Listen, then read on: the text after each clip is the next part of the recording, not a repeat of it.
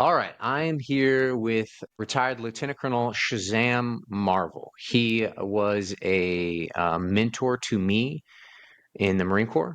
He got his name Shazam. One of like the only call signs that is like that it's a badass call sign this man has, and I don't know, it's not typical to get a really great call sign, but he does Shazam. And even on the radios, it would be like it's just not fair to get such a cool call sign. Almost my CEO, but a mentor, an incredible pilot, human being, and leader, and a unique person that I had the opportunity to serve with in the Marine Corps. So thank you, sir, for hopping on Zen and call signs. Thanks for being here. Well, thank you very much, Blake, for having me. It's quite an honor. I deeply appreciate reaching out and look forward to talking to you about some important topics. Well, thank you, sir. So, we'll kick it off with you. I always like to start this like your background. So if you just give a little, give everybody a little bit about your background of like where, a couple of minutes where you're born, where you started off, and then kind of what drew you into the Marine Corps. Was it like a last resort, kind of like for me? I was like, I want to be a pilot. Those are the only places that wanted me. Or Yeah. so what's your story, and how did you get into the Marine Corps? It's I think for a lot of it, especially aviators of my generation, I grew up in the '80s and early '90s, and for that generation, the Reagan buildup, the military after Vietnam, in the '70s did not have the best reputation, but in the early '80s, that started to change, right?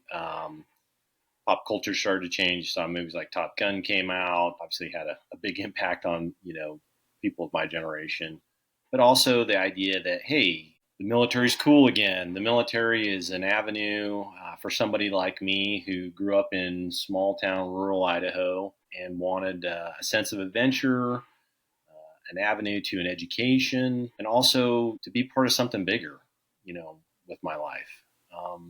Yeah. And in the military seemed to fit all those bills from all those boxes for me.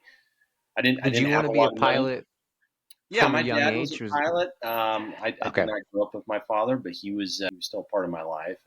But he was a civilian aviator with American Airlines, so aviation was something I was exposed to early and often in my life. And yeah, I was the kid who had a bunch of models in his room of every plane from World War II. I could quote to you differences between a B-52 Stratofortress and a B-17, and on down the line all the way to modern day aircraft. So it really had a fascination for me, and I felt it was something I could be pretty decent at. And it also, I always look back at the first Star Wars, right? What is that, episode 4? The farm boy who's, looking out into Yeah. the sunset and like, man, I just want off this rock and I want to go live like kind Yeah. of an exciting life. Yeah, that's a lot of it too. And the military offers, you know, Yeah. When did you become like you're going to be a pilot? So is that was a young aspiration, similar to me? Is like I was seven yeah, years old, wanted to yeah, do something like that. Was it yeah, something like that as always kind of the goal? yeah, yeah. I knew I wanted to go into the service from a very young age. I knew I wanted to probably pursue something in aviation. I can't remember exactly when it kind of coalesced in my mind that I wanted to be, a Marine or a naval aviator. But definitely by the time I got into high school, I was looking seriously at the service academies. Again, I came from a very small town. Yeah. I did pretty well academically, and I got picked up to go to the United States Merchant Marine Academy at Kings Point, and I went there, and I had my education paid for, and I applied for and was accepted into the Marine Option Program, and started the pipeline to be a Marine officer and a Marine Naval Aviator. And then was that did you selected? I think right for us for Marines, it's kind of like yeah, you go infantry or aviation. So you got that Yeah, aviation option. yeah. I had an aviation contract Okay. my senior year in college. Yeah, I knew when I went to the Marine Corps. Yeah, I would I would be a pilot, assuming I met all the criteria, assuming, Right. you get through Yep. physical and academic requirements that are required at ground school in Pensacola. Was service part of your paradigm then too, or was it kind? Was it maybe part of it is like kind of service, travel the world, pilot? Like what about like part of it? Was there something that drew you to the Marine Corps specifically? Yeah, absolutely. When I first went to, Kings Point, I didn't have necessarily, I knew I wanted to go into and that's one of the advantages of going to that specific military academy, service academy. You can go into any of the branches of the armed services. You can actually go into any of the branches of any armed service out of any of the academies. But at Kings Point specifically, you had an opportunity to really take a look at all the branches and and see which one maybe you fit into better.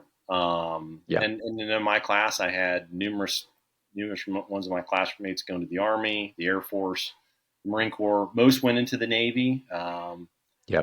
but Coast Guard as well. So it was pretty unique in that aspect.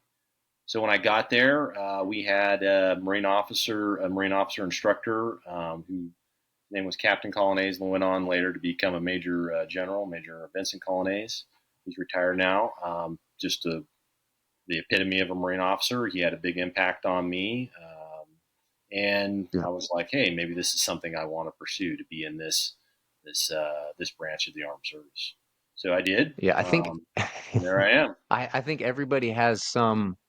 There's like a Marine officer or a senior enlisted experience, one at least. That's because I remember I first day, first couple of week of the Citadel and Hell Week, and there was, there's like because you can go into any ROTC, you have to go into one at the Citadel, Right.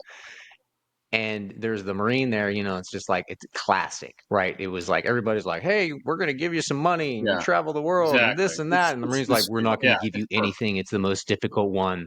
Don't come if you're here if you want something easy. And Right. I'm like, They oh, it's yeah, it's I had a very similar experience. And then you also see, and it's nothing against the other branches. I mean, each, I've long since learned that, each branch has its strengths and weaknesses. But you do see, and that was one thing at Kings Point, is you saw Marine officers next to Army officers, next to Air Force officers, next to Coast Guard officers, next to Navy officers, all, and I really think it just came down to fit.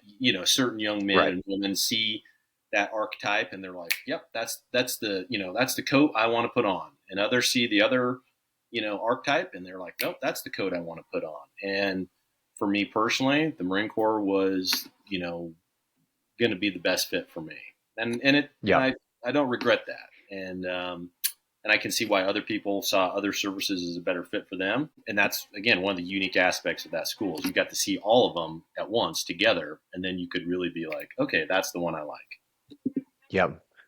Um, so as a young Marine or a junior Marine officer, so as a company grade, meaning that Yeah, means second lieutenant, first lieutenant, captain.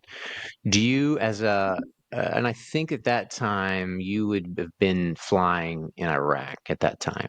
Is that correct? yeah. I can't remember I that came in the time Marine frame. Corps. I got my wings in January of 2000. So I graduated college in 1997. By the time you go through the basic school, which all Marine officers have to go to, which is basically infantry officers training, platoon leader training.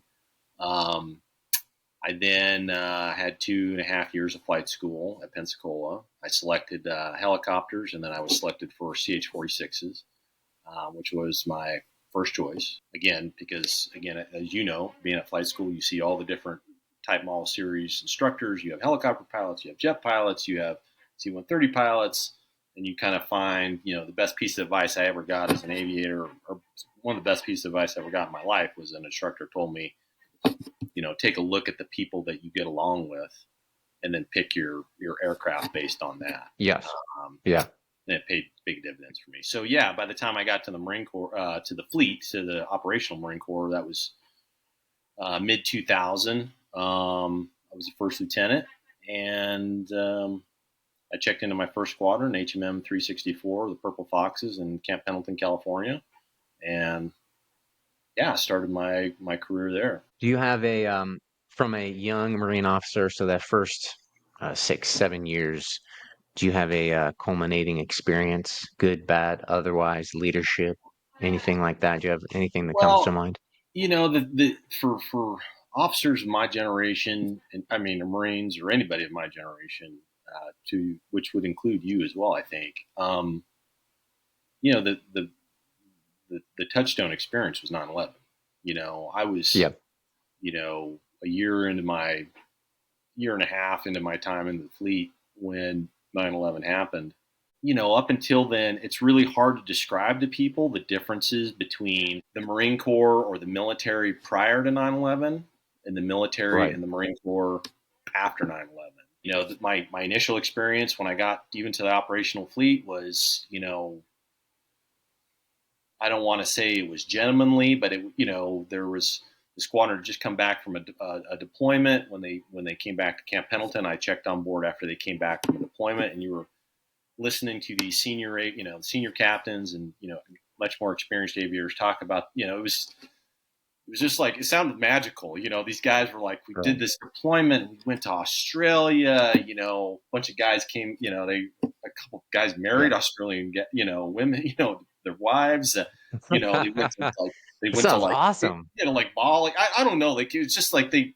Yeah. They did a couple exercises, and I They were on a exaggerate. tropical cruise ship that Right. happened to It be was an kind of like, aircraft wow, carrier. these guys saw the world. They did a few exercises in the Middle East. I mean, yeah, there was some hard flying and stuff like that, but it was really, Yeah. and most of those guys had only done one of those or two of those deployments.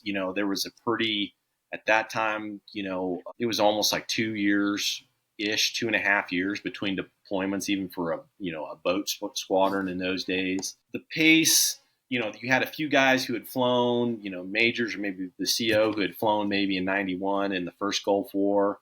Um, and that was about it. There's some Yeah. exercises. It wasn't like guys weren't working hard. People were working hard, but the pace and the temperature and the Oh yeah, I just can. the overall workload of the unit was night and day compared to what happened after. And so for me, the formative experience was 9/11, and then after that, we went to war, and we didn't stop. I mean, the military's Yep. still at war, Yep. and We're not. that Yeah. relentlessness, that unbelievable, just hammer down operational tempo that kicked in after 9/11. I mean, it's hard to describe. I mean, you came in after 9/11, so that's really the only world that guys like your generation knew, and guys like me only saw a little bit of the world before. But it was night and day. It was night and day. Yeah. What did your leaders at the time, how did they respond? So when you were in the squadron, like what was that feeling like after, when 9/11 happened? And so I'm sure everybody's like, I feel like Yeah, there's the some like Marines are just kind of like that's like the testing point because some guys are yeah, just like, yes, yes, absolutely. finally, right? And then Yeah, some are like, yeah. you know, I think it was we were all shocked. I can remember it clearly. I was on my way to the squadron when it came in over the radio.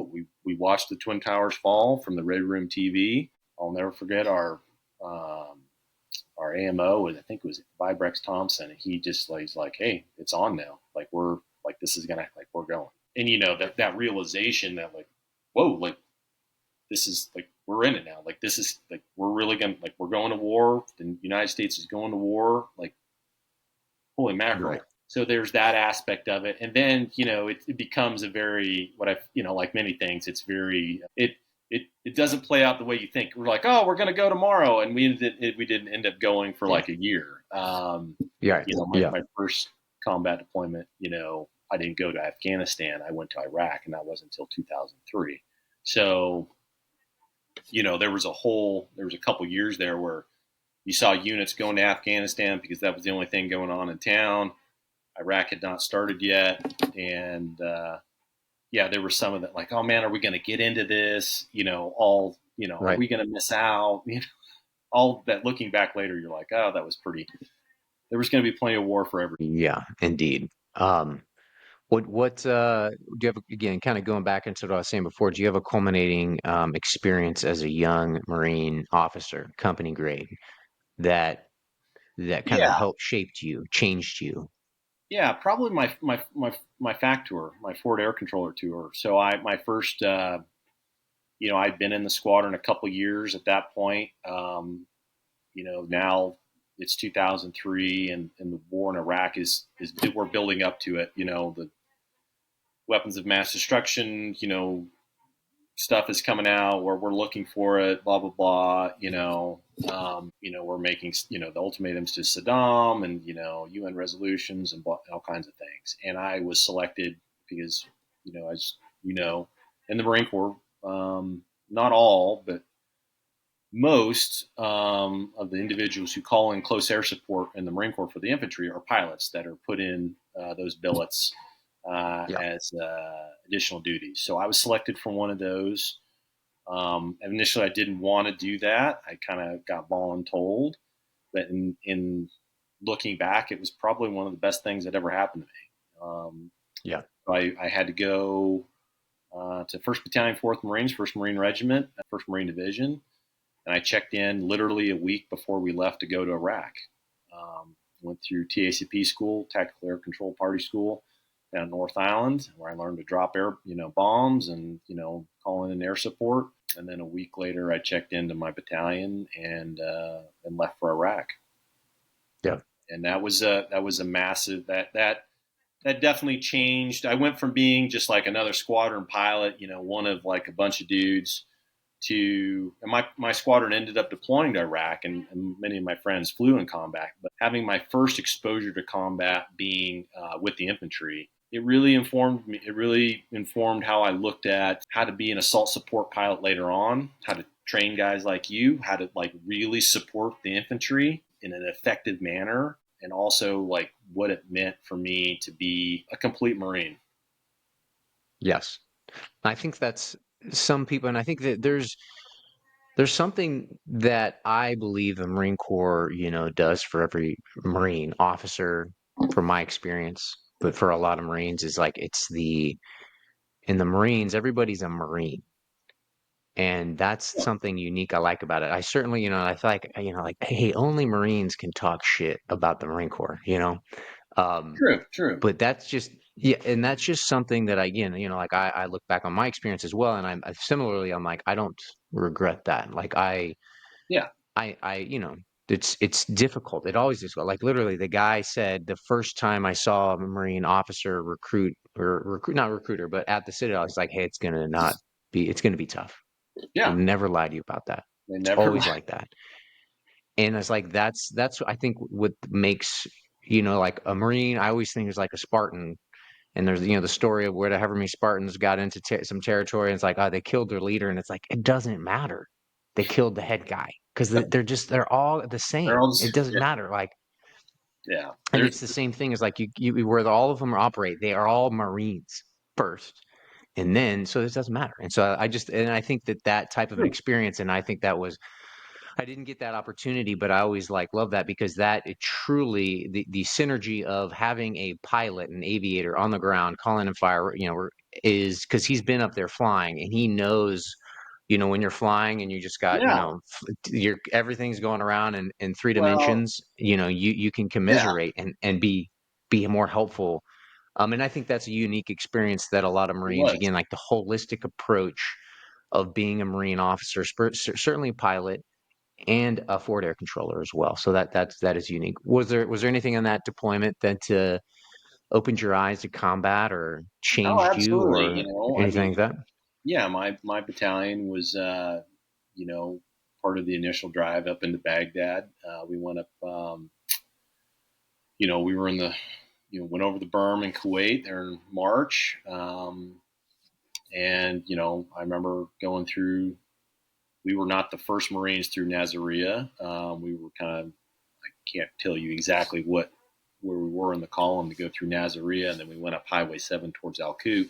But that was the first time we were in combat. People were shooting at us, and I saw dead people, like lots of dead people. Yeah, Dead yeah, Marines, dead civilians, dead Iraqi soldiers and Fedayeen, and then we fought our way to Al Qud.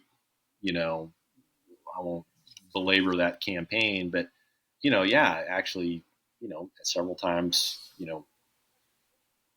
being under fire, calling in, air support, calling in Kazovacs for wounded or dead Marines. It was real war, and we Yeah. eventually got to Baghdad, and that experience really it formed in me a couple things. One, later on, I was able to bring that experience to being a pilot and understand many times like what needed to happen, right? Like I had a more intuitive sense of like, hey, like what is this? I'm talking to this guy on the radio. He needs me to come pick him up.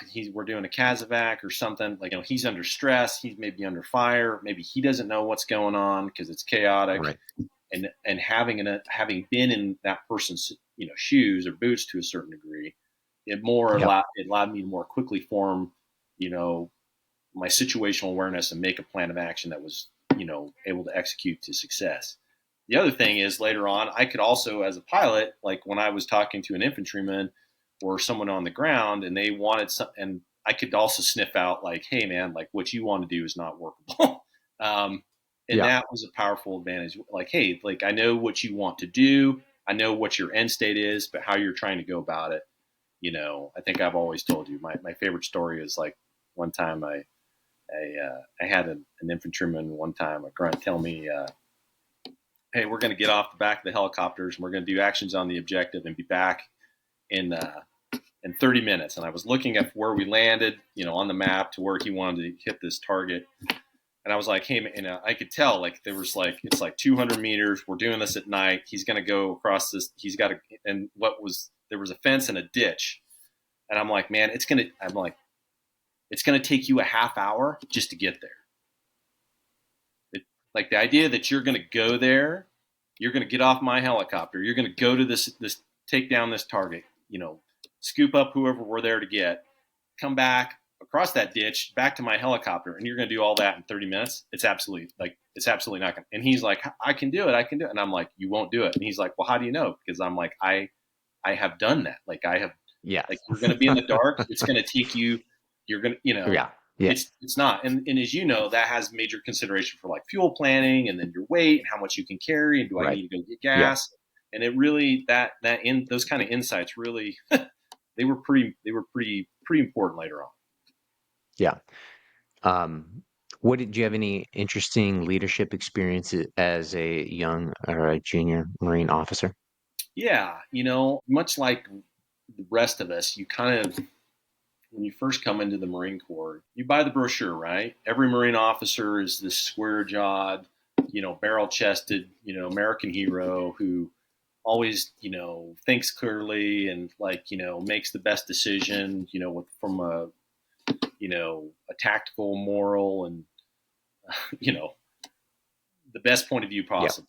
And when you get in the Marine Corps, you realize that these are great people, right? You have even the majority of your leaders are really good people. They're trying to do their best, but they screw things up. And sometimes you have leaders who are human. They are tired. Sometimes it's hard to believe, but it's true. They are venal. They make decisions based on their own personal agenda. You see leaders make decisions based on like how it will make them look to their hire and things like that. I mean, Sure. and you've maybe read stories or you kind of know that intuitive, but then you see it and you're a part of it, and it's kind of shocking. You see Yes. bad leaders, you see some good ones, and you kind of like, wait a minute, like, but I thought we were in the Marine Corps and like everybody's a good leader, and you're like, oh, wait a minute, not everyone's a good leader. It's a mixed bag like everywhere else. And only the problem is now you're in a position where the stakes are much higher, right? For bad leadership. So yeah, I mean, it was. I guess my first tour was very, and we had a good CO. We had a good battalion CO, a guy named John Mayer. I worked for a good. I was the Fort Air Controller for Alpha Company. A guy named Chris Griffiths, who later became battalion commander for First Battalion, Fifth Marines, and I got along great with him. Like, just I was around some really great guys and great people, but you also saw instances of not such great leadership, and it really kind of like you're like, wait a minute, Right. like So I feel like I've those it was kind experiences of are shocking. surreal where you're It's like, yeah, yeah, you're like, is yeah, this really happening? yeah, and And that's part of the growing up. yes, where it's surreal, and I'm like, similarly where you're kind of like, is this guy serious right now? Is this Does he serious know right we're now? all looking at him and Right, that we've lost every shred of confidence in him to be from my right, experience, because I've yeah. had that where I'm There like, there are I those, can't trust this guy for yeah. anything.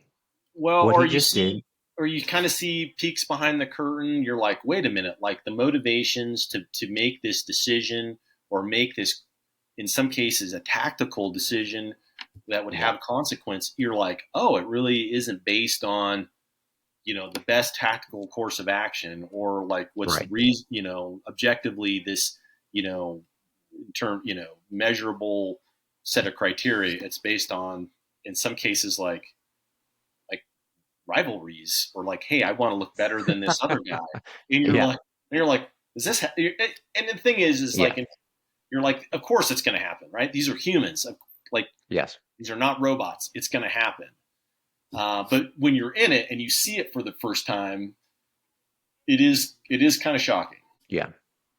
I've equated to when I've chatted with some people about, and even here now in Bali, and civilians sometimes are not, thinking from a Marine centric point of view, or like, hey, what do you do? How do you think? I contingency plan first for everything, Um, and then, from what you're saying, it's like, I made this analogy the other day, just for acquaintance, where I was like, hey, like Marines are like, there's the pillbox with a bunch of machine guns. All right, we're gonna charge directly Yeah, at it in open terrain, and we're gonna yeah.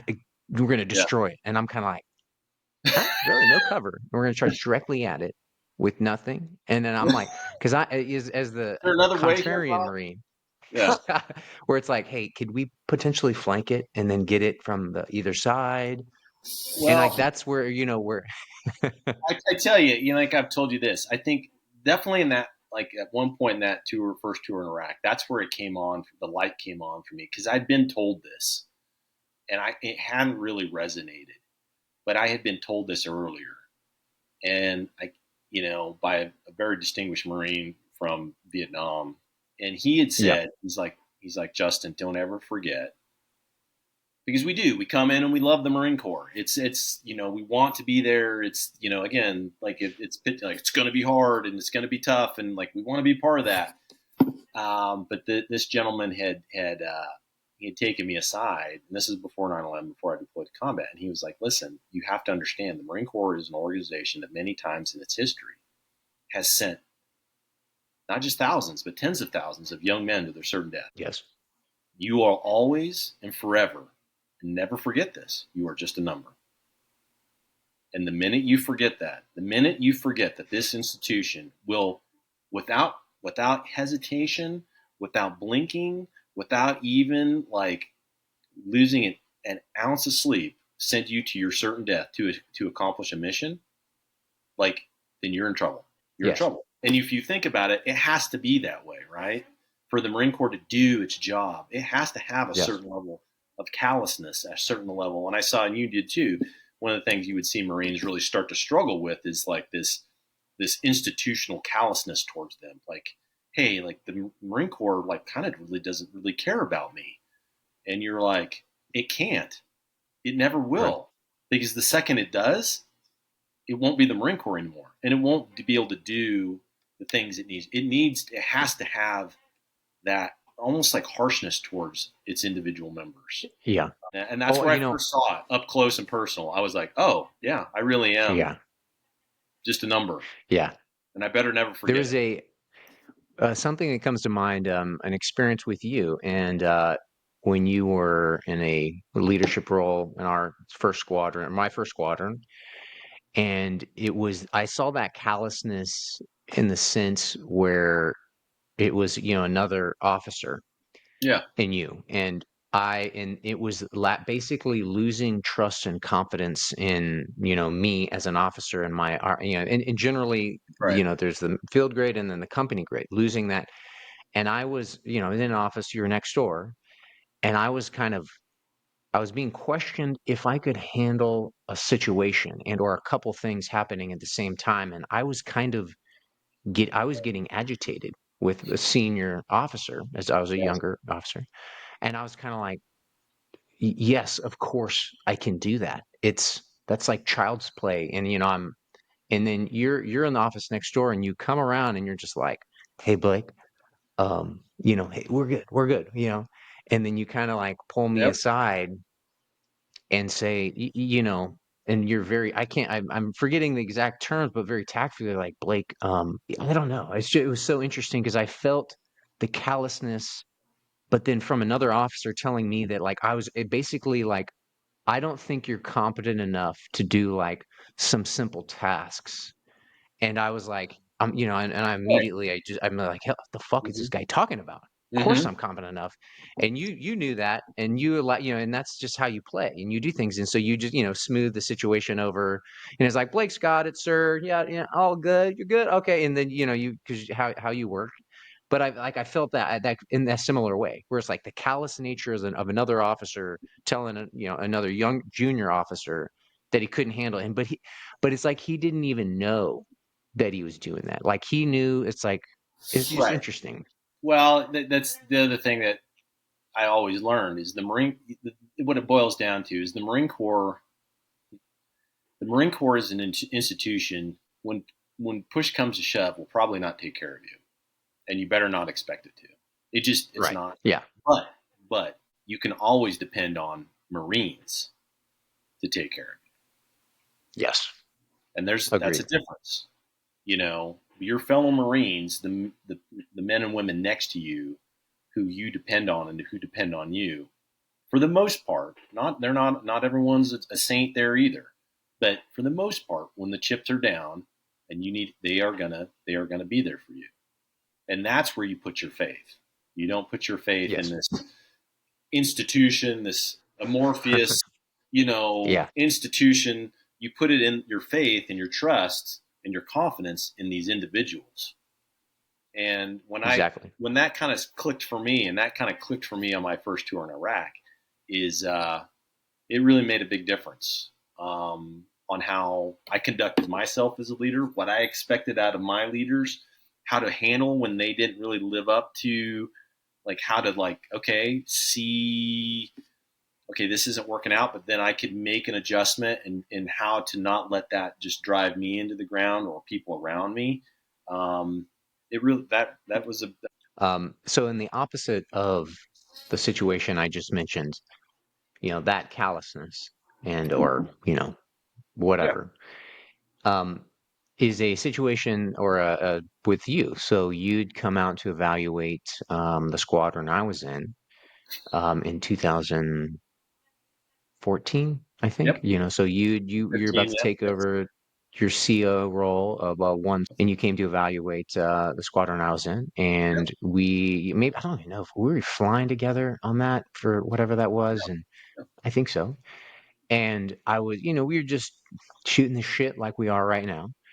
And I was just chatting, I'm like, yeah, I'm excited. I want to test my metal and kind of go out there, get after it in combat. I want to get like this is like my Right. like culmination of, and but because also I was Everything like, you hey, want to and I'm do. getting out Right. after this. And I, I'm saying this to you, and you with in your why and your with all your wisdom, you're like, "Blake, let me tell you a story about testing your metal." And you didn't say, "Blake, that's a fallacy. You're an idiot for thinking that way." You you Well, you I told the don't think. story, and I'd like for you to kind of tell that story, and maybe I'll Yeah. add to it. But I think it's so unique and trans. It was again, I still remember it.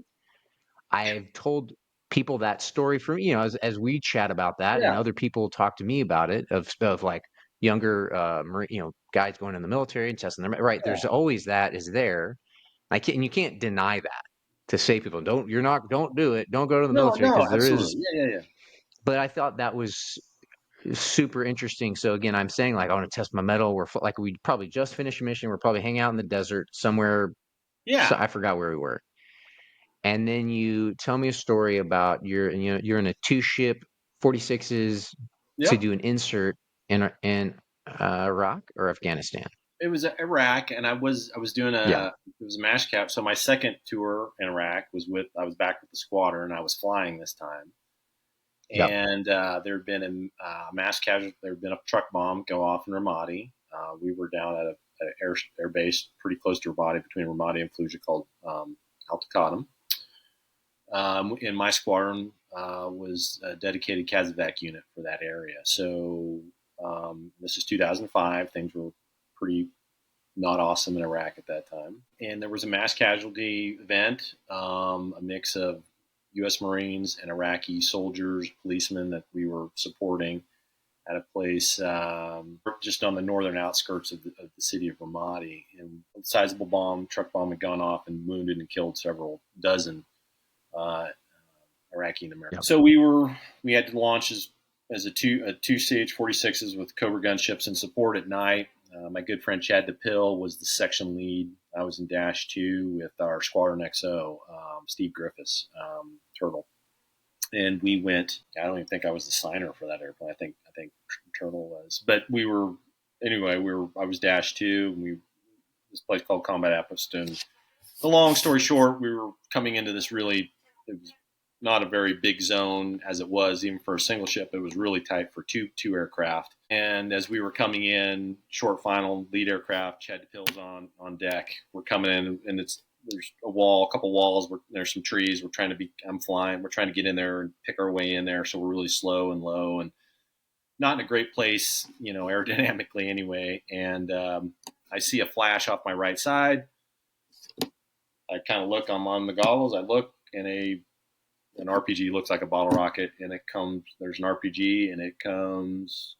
Looks like it's going to hit us, and then it goes shoop, right over our heads, and we complete the landing. The crew chief that was on Chad's aircraft comes onto our. He's like, "Oh my god! Oh my god! Like that thing just missed you by like I think he said like 5 or 10 feet." He's like, "I watched the whole Yeah. thing." He's like, "I thought you guys were dead." I was like, that makes sense because I thought we were dead too. And the guy, we no one shot him. He got away. Like we were all like, what, and that wasn't the first time I almost had something like that happen, but it's one of the Yeah. more illuminating episodes. And what it showed me what is like, and I think most, and I saw combat both on the ground and the air. I know many other Marines and all types of service who saw much more than I did. But I think, and I would never presume to say that, hey, what I felt is like the same as anybody else's. I think combat and how you experience is really individual to yourself and like how you see the world. But I think one of the generalities that most combat veterans would tell you when they get right down to it is the sheer randomness, like the Yeah. sheer luck of the draw. And like you train all these hours, you do all these things, you know you spend hours and days and months training to your like this razor edge, right? Yep. And then a lot of times it just comes down to, I didn't do anything spectacular. I didn't save my life. I didn't do some magnificent maneuver. Steve Griffiths didn't do anything magnificent either. We just both sat there and there wasn't anything we could do. It was the Yeah. guy. I mean, I honestly hope he lived because through the war, I'd love to shake his hand because like one half of a pipper down on his sight, and I Yeah. would not be here talking to you. Yeah. He just missed, right? He just missed. There wasn't anything I did spectacular. He just missed, and that's really what and that's really what combat comes down to. A lot of times, you'll be, guys on a convoy, IED goes off, and it takes out that truck and not the one you're in, and it's not because they were better or worse than you. It's just pure damn bad luck. And Yeah. when that kind of sits on you and you are like, oh, wait a minute, this isn't like the movies, like where the hero, has some measure of control over his fate. I always tell people, like, what's the most realistic word? I'm like, I don't know. They're all kind of phony to me. But one of the more realistic ones I ever thought was Saving Private Ryan, the initial beach scene. And the thing I got out of it, not because I stormed the beaches of Normandy or really like anything, I never like that level of intense combat, but like the sheer randomness of people dying. Like just Right. Right. one guy here and he gets his head blown off. This guy here, he comes through without a scratch. And there's really no right or rhyme or reason why one is one and one's the other. Right. And when you kind of are in that, you're like, wow, like it really. It's not about And being that, a hero. It's not about like yeah. you got to be trained. All that build your own luck. I believe in all that. There's absolutely, the better training you have, the better prepared you are. The more those events you take away from luck, the more you build towards yourself and your own control. But there's always in combat such a large proportion that comes down to luck or chance or Yep. randomness. And it's much, much greater than you can ever imagine. Yeah. And so the idea that, hey, man, I'm going to go out there, I'm going to be this hero, and I'm going to, yeah, man. That's a fallacy. Yeah. Well, I I mean, saw a what lot did of brave Napoleon say men. about luck? Well, and then, yeah, like Napoleon said, he's like, that's the first thing he always asked about a general is like, are they lucky? And I saw many good, I lost some really good friends over there. I saw some people do some just astoundingly heroic things too. And if, like, I mean, I've seen people do things that are like eye-wateringly brave, and almost to a man or a woman, you would ask them, or people would ask you, you're like, "How did you do that?" or "Why did that happen?" And you're like, and most people say something along the lines like, "I don't know. I just reacted. I was in the moment, and this thing happened." Kyle Carpenter, a Marine, won the Medal of Honor for jumping on a grenade. Those. He's like, "Why did you do?" He's like, "It was there, and I did it." Like, and you're like, yeah, I get that. I get that. It's not about like, man, I'm going to go out there and I'm going to be the hero today. Like, no, that's that's not how it goes down, Bob. Like, not in my experience anyway. What, I don't know why I want to think of this is that, you've served at a lot of different levels, a lot of different places in the Marine Corps. You spent 20 years in the Marine Yep. Corps, right? Or something like that. Yep. 20 plus years. Yep. Um, yeah, so and you've traveled all over the world. Um, Served in the Pentagon. carrier Yep. deployment.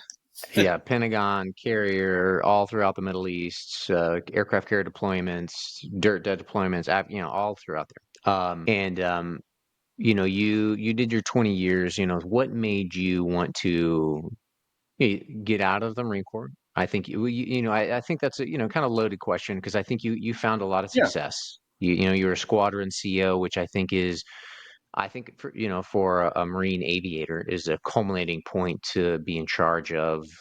And Absolutely. certainly even again you flew 46s, but then also you flew V-22s, which are very different aircraft. Very different. Yeah. And you did that successfully, had a successful deployment with those, and it's just beyond complicated of amount of things that are working in a squadron. Certainly, a reinforced squadron with 600 people over multiple ships on different continents. So, an incredible amount of like balancing leadership, complexity, managing people. Um, so kind of that all being said, do you have as being in that, I think, pinnacle leadership role as a field grade officer, lieutenant colonel, Mm-hmm. do you have any culminating moments as a leader that I would say I want to hear, the good ones and then or a good one and a bad one. As when you have that much responsibility of executing decisions and getting things done Mm-hmm. from your time as a squadron CO, is there something that like what do you got there? Well, I mean, I guess what I'd first say is the reason I stayed in, because you can't really answer why you got out until you can say why you stayed in as long as you did. The reason I stayed in was for Yeah, guys like you. I really deeply enjoyed being around the dudes, yeah, like the dudes in the ready room, guys like you, guys like we flew with, guys, my crew chiefs, the guys downstairs, the mechanics. Like I deeply enjoyed that element of it, even though not yeah, every guy or gal was like a superhuman. Like they were a broad brush of Americana. Like you had different Yes. personalities, different capabilities. But I always, and and the only thing I really miss about the Marine Corps is that. Yep. Um, but so why did I get out? The reason I got out was the operational tempo that had started at 9/11 and never abated, and I was Yeah. personally, mentally, physically, and emotionally completely spent as a human. I didn't Yeah. recognize it at the time, but I had been under and had experienced extreme stress for almost 2 decades at that point. And that was Sure. starting to take Yeah. an immense toll on my family, on my own mental and physical and emotional health. I wasn't to the point I had cracked or was going to crack, but I could see that coming down the road. And I knew intuitively that if I didn't make for myself some changes in my own life about how I manage stress, how I had to get off. I had to get off the stress train for me. So that was really the main reason. And I knew by staying in the Marine Corps and going on, even going to school or getting a higher, trying to become a colonel, like that stress train was only going to get longer and go faster. Sure. And I was not in a position at that time to even if I wanted to take on that additional burden. To be honest, the thing that I always, the bad thing, I guess, if you want to, it wasn't even when I was in command. I mean, right before I came to back to the squadron as a commanding officer, I was at the Pentagon and for a year, and that was where I was like, nope, I have like, not only am I super stressed out, and not only am I like, Yeah. barely hanging on here sometimes, mentally, physically, and emotionally, but like now that I've truly seen behind the curtain here at at a pretty high level. Like this is probably not something I can sustain, because for a Marine officer after command, that's the last time you're going to be in a squadron. That's the last time you're going to be around the guys. You Yep. might become a mag CO, you might do a little flying there, but it's not the same. But mostly you're going to be doing a lot of Pentagon tours and staff tours and things like that. And that did not, after my tour in the Pentagon, did not appeal to me. Did not Um, appeal to me. so stress, I can understand that. I see that. I remember when my last 6 months in the Marine Corps, I, moved to the wing to kind of just do an admin job. I stopped flying, and the stress level that immediately was reduced, and I like, it was palpable. It's So palpable. out of the Yes. squadron, stopped flying, and I'm like, hey, I'm not flying anymore. I'm getting out in 6 months. It was just like, I was like, oh, this is like, It's like home at be a a normal normal human. time. Yeah. Right. Like, oh man, this is like that burden was lifted off. Yes. So I think any, certainly Marine and probably most people in the military, when again, it's different for different branches because there's simply, I believe that, just so people can understand, there is a different tempo in the Marine Corps than any other branch. It's not the same. And I'd be happy to debate that with almost any other, I would agree you with know, I would agree with you, but I think the problem is I think it is becoming more the other services, and I just know this anecdotally. I don't know. I can't. mm, I've read yeah, some articles. I just read, there was an article that came out in the New York Times like a month or two ago about the Army's armor units, and they have taken on like that, and I know later on maybe we could discuss that, but like the suicide rates, certain branches that are most of the military are experiencing, and you're seeing this massive increase in operational tempo because they don't have enough armored combat brigades to rotate into Eastern Europe right now to keep an eye on the Russia Ukraine situation, and it is causing this massive stress on the members of those units because again it's just like it's never quit after 9/11. Like wars never ended, and so they're yes, just everybody's in this grind. The operate if you're in a fleet or tactical unit, I think honestly almost in any branch anymore. I don't know that much about the Air Force, but I see kind of like I know some folks in other branches, and a lot of them tell guys who are in or gals who are in high speed, tip of the spear kind of units. they're all starting to report the same thing. They're just like, man, like it just doesn't end. Like we go to a deployment, we're there for 8 months. We come back, we lose all of our people. You get a bunch of new guys. You're told, hey, we're leaving again. Like you got like 2 days of downtime. I exaggerate, but not really that Yeah. much. Hey, and then we're back on it. Hey, you're getting all this equipment that's broken. We don't have enough parts. We got to be at Yeah. 80, 90% readiness here in 6 months. Hey, we got a new CO who's like, hey, this is his who now like this is his opportunity to make his name or her name so they can become a colonel or whatever. And it's like, holy crap. So and we got to deploy again in like less than a year or 18 months. And it's just Yeah. like there's no end. And that kind of chronic, I guess the thing I learned was the chronic stress is more deadly than the acute stress, right? The single stressful event, hey, I'm in combat, somebody shoots at me, like that's terrible. And that can be a traumatic experience. But the long term grind of being at Yeah. like a super high stress, maybe not quite into the acute level, but at a high chronic level for years and decades is just debilitating. And I think it goes a long way in explaining, like, why we have, maybe we'll touch on this later, retention issues, why we have, the issues with people taking their lives that we do, the issues that we have with domestic violence, the issues that we have with, you know, uh, incidents of alcohol being misused, even drugs. Yeah. And it really, yeah, I think the military is being asked to do a ton of things. We were in our world, we were asked to do a ton of things, and it just burns you out. I don't care. You can't out tough it, man. Eventually, No. it's going to wear you down. When you in any of your leadership roles, how did you function, or what was your philosophy? Like, how did you think when, let's say, just say squadron CO, right? You're the Yeah. guy.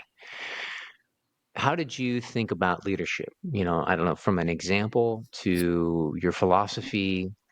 Because Well, I experienced how you did things, but I'd like you to share, I mean, your thoughts. the first one was always never ask anybody to do anything you would not be willing to do yourself.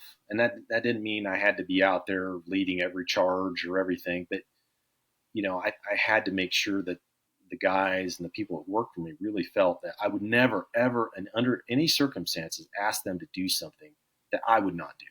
And if it was really Yeah. bad, if we knew we were going to do something really bad and something really nasty, I would be the very first one to go. And and I always, not because I'm very brave, I'm actually not, and not because I'm like the best pilot. There was usually much better pilots in the squadron, even when I was a CO. And it wasn't because like an ego thing, they're like, oh, I got to show that I'm still the number one guy. None of that. It's just Yeah. the people have to feel like, hey, the boss, like he's never going to hang me out to dry. And if it's going to be really bad, he's going to be the first one out, and the Well, I last think one that in. demonstrates competency because if you don't have, if the boss isn't competent, Yep, in a you do. squadron as an aviator, he can't fly. You Then again, gotta I hang. experienced that, You don't right? have to Like be the number one guy. There's always going to no, be, a couple captains in your squadron that are just like ace of the base. Guys like yeah, that. I know those names too. And that's fine. That's perfect. In fact, that's normal and should be encouraged. yeah, But the CO better not be the guy who sits behind his desk and never does anything either. And that because that exactly. and then the other part is the other thing is I always strived. I knew because there was so much I couldn't I could never get what I was always looking to do was take stress off the guys, not add more. There's Yeah, so much stress anyway. The relentless operational tempo, oh my god, we don't have enough parts, we don't have enough people, the people we have aren't trained enough. That relentless anxiety that is pushed upon us I think again, I think it's across the military now in any combat unit, ground or air. yeah, But I was really keen to not ever add stress as a CO. And I saw one of the biggest leadership lessons I ever saw was bad COs did that. They added stress to a situation. They added stress. They made a stressful situation more stressful by their actions, by the tone of voice, by their management style. And a good leader, in my opinion, always strove to take stress out of the situation. And there's different ways to do that. one of the ways that I found with chronic stress was to try to and always give the guys as much time off as I could find. Never work them on a weekend if I could possibly help it. Never, Yep. ever, treat them as if their time was any less valuable than mine. In fact, more so, that the access to their families and the access to their, even if he was a single Marine living in the barracks, because you would find people, well, he's just a guy living in the barracks. He doesn't, like, no, he has a life. And I don't care if that kid wants to go back to his barracks and play PlayStation all day. Like, he should have the time off to do that. And he Yeah. sh- and by really making the guys feel like, hey, your time is important to me, and I don't want to waste it, and I'm constantly thinking of ways to give that time back to you. That really helped morale. That really helps teamwork. That really helps people perform because again, the less they have on their shoulders, the more energy they have to devote to what's really important, which is the mission. Right. Yeah. What's your base philosophy? Like, is it, I think maybe Christian stoicism, how do you think? Like, what's that operating system for you? Um, I believe, at that time I was pretty heavy into Stoicism, and I stand by that philosophy a lot. One of the more important books I've ever read was by Vice Admiral James Stockdale, who was a prisoner of war in Vietnam. You can read all about him. Won the Medal of Honor for Yep. his leadership in Hanoi Hilton, and he wrote a very small, thin book. Describing his experiences over there and how he integrated, teachings of Epictetus and, other Stoic philosophers, Marcus Aurelius, into like how he survived that situation. That had a powerful impact on me. Later, I've studied some Taoism, and things of that nature, and the ability to, let go and not be wrapped up in the things that don't really matter. And I guess what I really tried to do, all those things, the overriding thread between those philosophies, and I can't pretend to be an expert in any of them, nor would I try to be, but the things I gleaned from them were really it's about prioritization. Like you cannot, and that's one thing I always struggled with in the Marine Corps. The Marine Corps wants you to be good at all the things, all the time, always. And that's just not possible.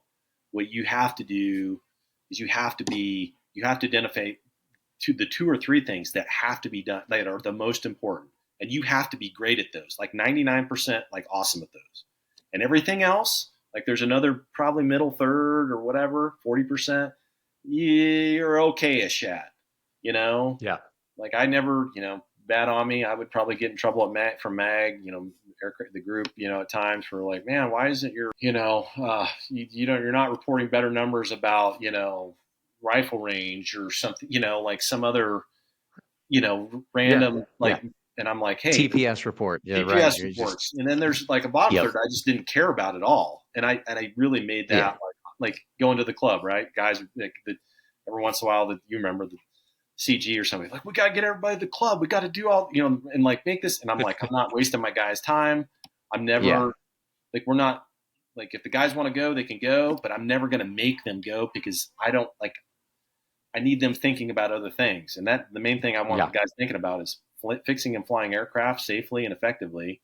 And we did that. And that's what I'm like, if we do those things right, I don't care about the other things, you know, Yeah. that's Well, I the thing. think, that philosophy even goes into Peter Drucker, the, Absolutely. I read the, Drucker's book and that had a powerful effect on me too. Yes. and he talks about where you bolster your strengths, right? You one, two things, focus on that, execute. Everything else is like, well, make sure it's not just totally No. shit. But then and you go with that, and that's where you find success, efficiency. Um, Well, the again, guys just sense kind of that. like that resonates there. The guys sense that you've been in that position. I know I had some not so great squadron leadership at times in my career. I had a CO when I was at 364. I won't say his name, who was just frankly a terrible CO. And he Yeah, made it clear that, the priorities that he had as a commanding officer were not the things that were going to keep us alive. And once you feel that way, like it's oh yeah, really hard. It's if you internalize like, hey, that this individual, the things that he puts a premium on are not the things that are going to bring me home to my wife and kids. Like as soon, like Yeah. it's really hard to come back from that. Oh yeah. So, Yeah. are you going to really do your best for him when he gives you an order, when he gives you a directive? Are you going to? Absolutely. It's the Marine Corps. We follow orders. But there's a difference between doing just enough that you don't get fired, and there's enough that you're like, you go the extra mile and you make it happen, like, you Oh know, yeah. above and beyond. Hey, I want a cake. And somebody's like, oh, here's your cupcake with no icing. Hey, you said a cake. You're right. There's a cake. And then you get like, the strawberry, whipped cream filling, multi-layer with, sprinkles on top. And you're like, wow, they're both cakes. One is because someone wants to put the extra effort in. And the other Yeah. is, hey man, I just Yep. am trying to get done with this without getting, my bag smashed and kicked out, and get in trouble. I always thought it's so interesting that, because, I think that these guys like haven't they read the same books that I've read or understood the same leadership philosophy and these, just all of the stuff. And even sometimes they even talk about some of these philosophies. And then so they'd say these things and then you would see their actions and you're like, what is going on? Because, you're just like, right. Because like, doesn't the guy know that if he Right. respects us and has our backs, and it's like then you have guys that will do anything and Right. die for you. Right. And and It I seems mean, obvious. maybe I'm right. It seems obvious. And I was like, I like, but also I was like, I'm glad that he's like this because I'm not gonna die for this motherfucker. In that sense, but also it's like because I will find a different way because it's like charge the pillbox Right. in open terrain with no cover Right. and no, like, yeah, right in No. the open. And I'm like, yes, sir. And then I'm gonna flank him and then get that, Hey, we got and, over it's there like and that's, there was a ditch I had to go around, and you're like, hey, but we got the job done. You're right. but I yeah, mean, that's kind of how I thought about things. And I certainly, and to some degree, I was a little bit, I think of oil and water, where I like was a little, because I was like, and that's probably why I got my call sign since we're Zen and call signs here. So, and I think it was fitting, and I like it. I mean, radio. I mean, no, the tough Hank, part. Hank. Nick, well, So that's I true. think I I have always call two, you radio. but that's Yeah, yeah. that's your original one. But the issue, it would be, it would. I've several times I felt the same way, like just Yeah. flabbergasted. Even when I was in command, I would see people who were my peers doing things that I'm like, what do you think? Like, this is pretty off. This is pretty obvious, man. That like this is not. But again, what I think I had failed to really understand is, and now that I've been out of the Marine Corps almost 7 years, and I've done a lot of thinking about it, is I did not properly understand one, and may sound terrible, but again, the Marine Corps does a good job of patting itself. I think all the branches of the armed services, they pat themselves on the back about like we picked the best leaders, and that's true to a degree. But it's not because the institution picks the best leaders. It's almost like a cause and causation, right? It's you do end up with great leaders in the Marine Corps. You end up with great leaders in all the branches of the armed service. That's not without question. But the issue at hand is like, why don't you end up with more? Like you see some, like you're this institution that prides itself on developing leaders and picking these great leaders. But honestly, maybe 50% or even less than that, if you had to, are really what you would call top quality individuals. And at that point, you have to ask yourself, is that if you have a good leader in a good position, I always said that about myself. You guys would sometimes, very kind to me, like, hey, boss, you're a great CO. And it always meant a lot to me when people would say it meant the world.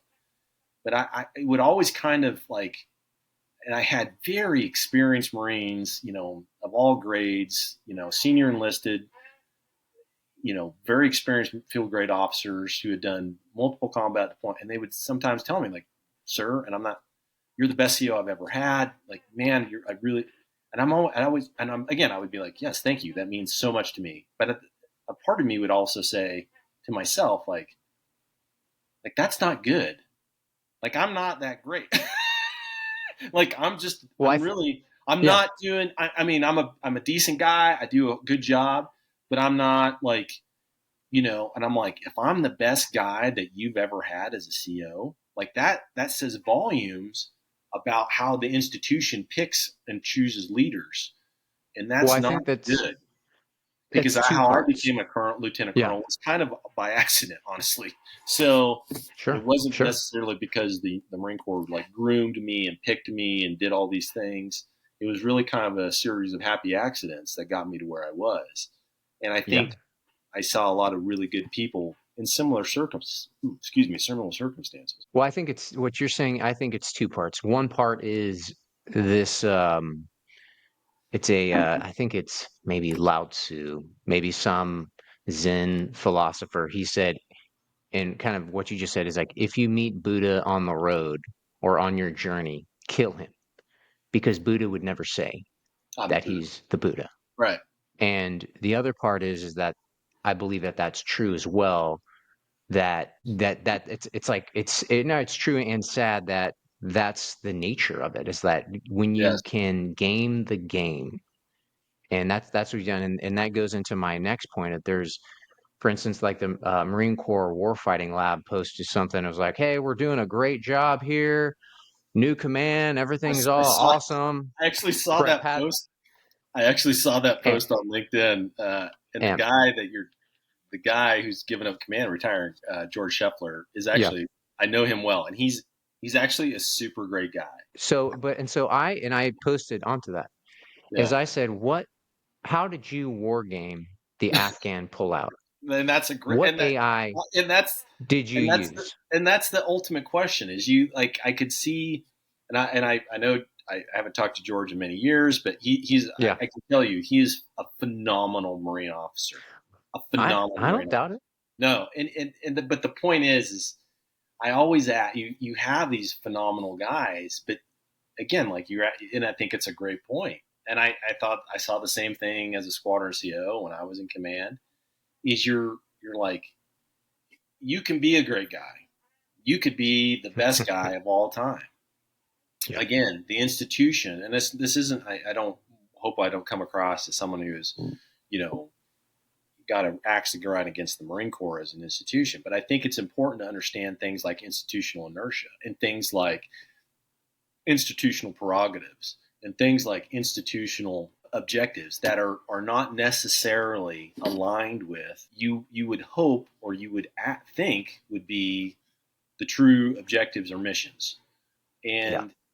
And so you bring up the a thing like the warfighting lab and all those things. You see a part of our institution that has an immense amount of resources put to it, immense amount of they just opened a new building and there's all kinds of things and Right. you're right. Then you ask the very you know real question of like why if we have all this big building and all these people and the right people and why are we not like how did we not see like the biggest military disaster and probably since the fall of Saigon, like how did Right. like what happened, Well, and yeah. it's hard, and I guess Well, that's where I I go think back to it's my like time at the it's Pentagon. conformity. I think it's like that one. There's a couple things there for me. I see is the book Bleeding Talent It's that by Jim Kane. I I think do. you've I've seen read that. that or read Yes, that. I think there's a lot of Then that too. there's like, it's the saying of, conformity is the new cowardice. There's that. And that goes into like I want to keep my job. I gotta get my 20 and then I get my Absolutely, pension. And it's like, absolutely. and then, then so like as you start sifting out men, the men and women who go up there, it's like, do we really have the best Yes. person for that job? No, I could And tell are you. they I always tell that. Like people were like, I saw so many good guys who were at my grade as a captain, and they got out as captains. yeah. And so then later on, I became a CO, and people were like, "You're the best guy," and we picked you. And I'm like, "What am I? Like, or am I just the one who's left?" You know what I mean? I could Yeah. name half a dozen guys without question who were better off, have better records, who were better. Listen, I that's like In, I disagree with that because well, I know the type of person you are. And but we got it. I and I got appreciate that. it. But the point is too. I thought about that when I got out and didn't continue on. The peers that I had as fellow COs who I really respected. I'll say some of their names like Trevor Heidenreich, Ox Hoff, Jim Hoffman, you know, and guys later like Clark Purcell, I mean, just fantastic individuals who would have been, I mean, just what, like, if you were like, man, who do you want running the Marine Corps? Who do you want as a general officer? These are the guys, and all those Yeah. guys got out, and you're like, and most of them got out for the same reason I did, because they're like, hey man, Yeah. after '05, when like I can't like, oh, I can't, go to the Pentagon and deal with the big green machine and appropriations, and like, oh my god, we just got to justify the budget, and we got to, Yeah. you're like, oh boy, I thought we were here. I thought we were here to defend the nation. Not justify the budget. And there's a lot, anybody who has spent time at that level will tell you that it's really hard. It's really hard to keep your hands clean after that, at that level. Yeah. Oh yeah, I agree. Um, all right, well, I'd like to transition. So I think we've touched on a good bit Marine Corps leadership and our thoughts around there. I'd like to kind of move into something a little different. So I'd like you to, if you don't mind, kind of tell me about your transition out of the Marine Corps, kind of like what you kind of thought Yeah, about doing.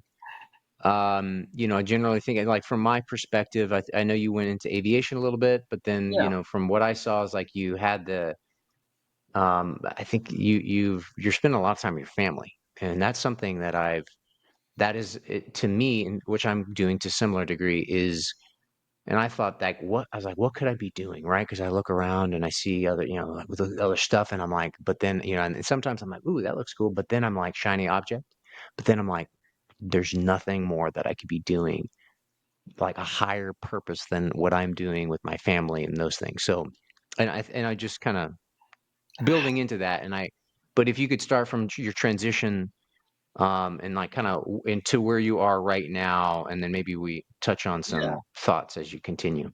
Yeah, so I got out in 2017, and I got out 3 months after I gave up command. And I think, like most people who come out of the military after a long period of time, I thought I was ready. I thought, I made a plan, but again, it's very difficult to do the operate, especially if you're in a combat unit, a fleet unit. Like, it's really hard with the operational tempo. Like, you're not like, when are you going to have time?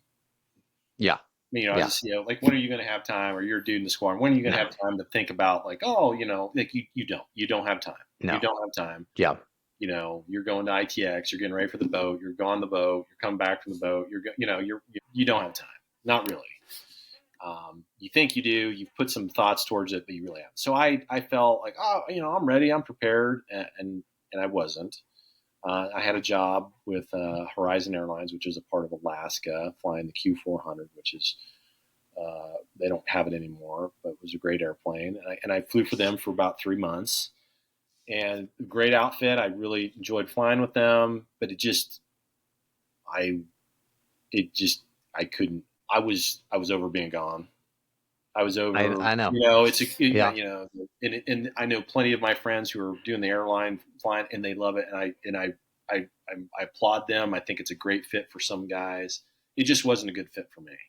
Um, yep, and the main one was because I did not really appreciate how tired and how emotionally and physically and mentally exhausted I was. I did not truly anticipate that until I got out, because you're just, it's not till you're off the hamster wheel that you're like, yeah, you know I always, the best example, the best analogy I can use is like, you're on the level escalator at the airport, the people mover, and you're walking, on the people mover, and then you get off at the end and you inevitably kind of stumble because you're like, oh, that, yeah, like a different speed. It's very similar, at least it was to me. And so I did that for, and I stepped away from that job, and I had a couple personal incidents just to myself where you know, I'll share it here. I don't think there's anything wrong with it. About 6 months after I got out of the Marine Corps, again, I did not see as much combat as other people did. I did, my 3 tours, blah, blah. I lost 26 friends in Iraq, between Iraq and Afghanistan. I never served in Afghanistan. And some of those were just accidents from flying. Not all were in combat. But I had dealt with a lot of that grief. I had not had time to deal with a lot of that grief. The Marine Corps and naval aviation, you can't seek out help, right? You can't go and say, hey, I can't do this. I need to talk to somebody. They're like, oh, something's wrong with you. You're down for a year automatically. You're taken out of the squadron, immediately. You are sent somewhere, so it has major career ramifications. So the majority of aviators and the majority of the military, then no one ever raises their hand, especially in the officer ranks or especially and in the senior staff NCO ranks. And so, yeah, about 6 months after I got out, and I wasn't flying more. It sounds crazy, but my cat died. My cat was run over. We have a family cat. And I tell you, Blake, I came unglued.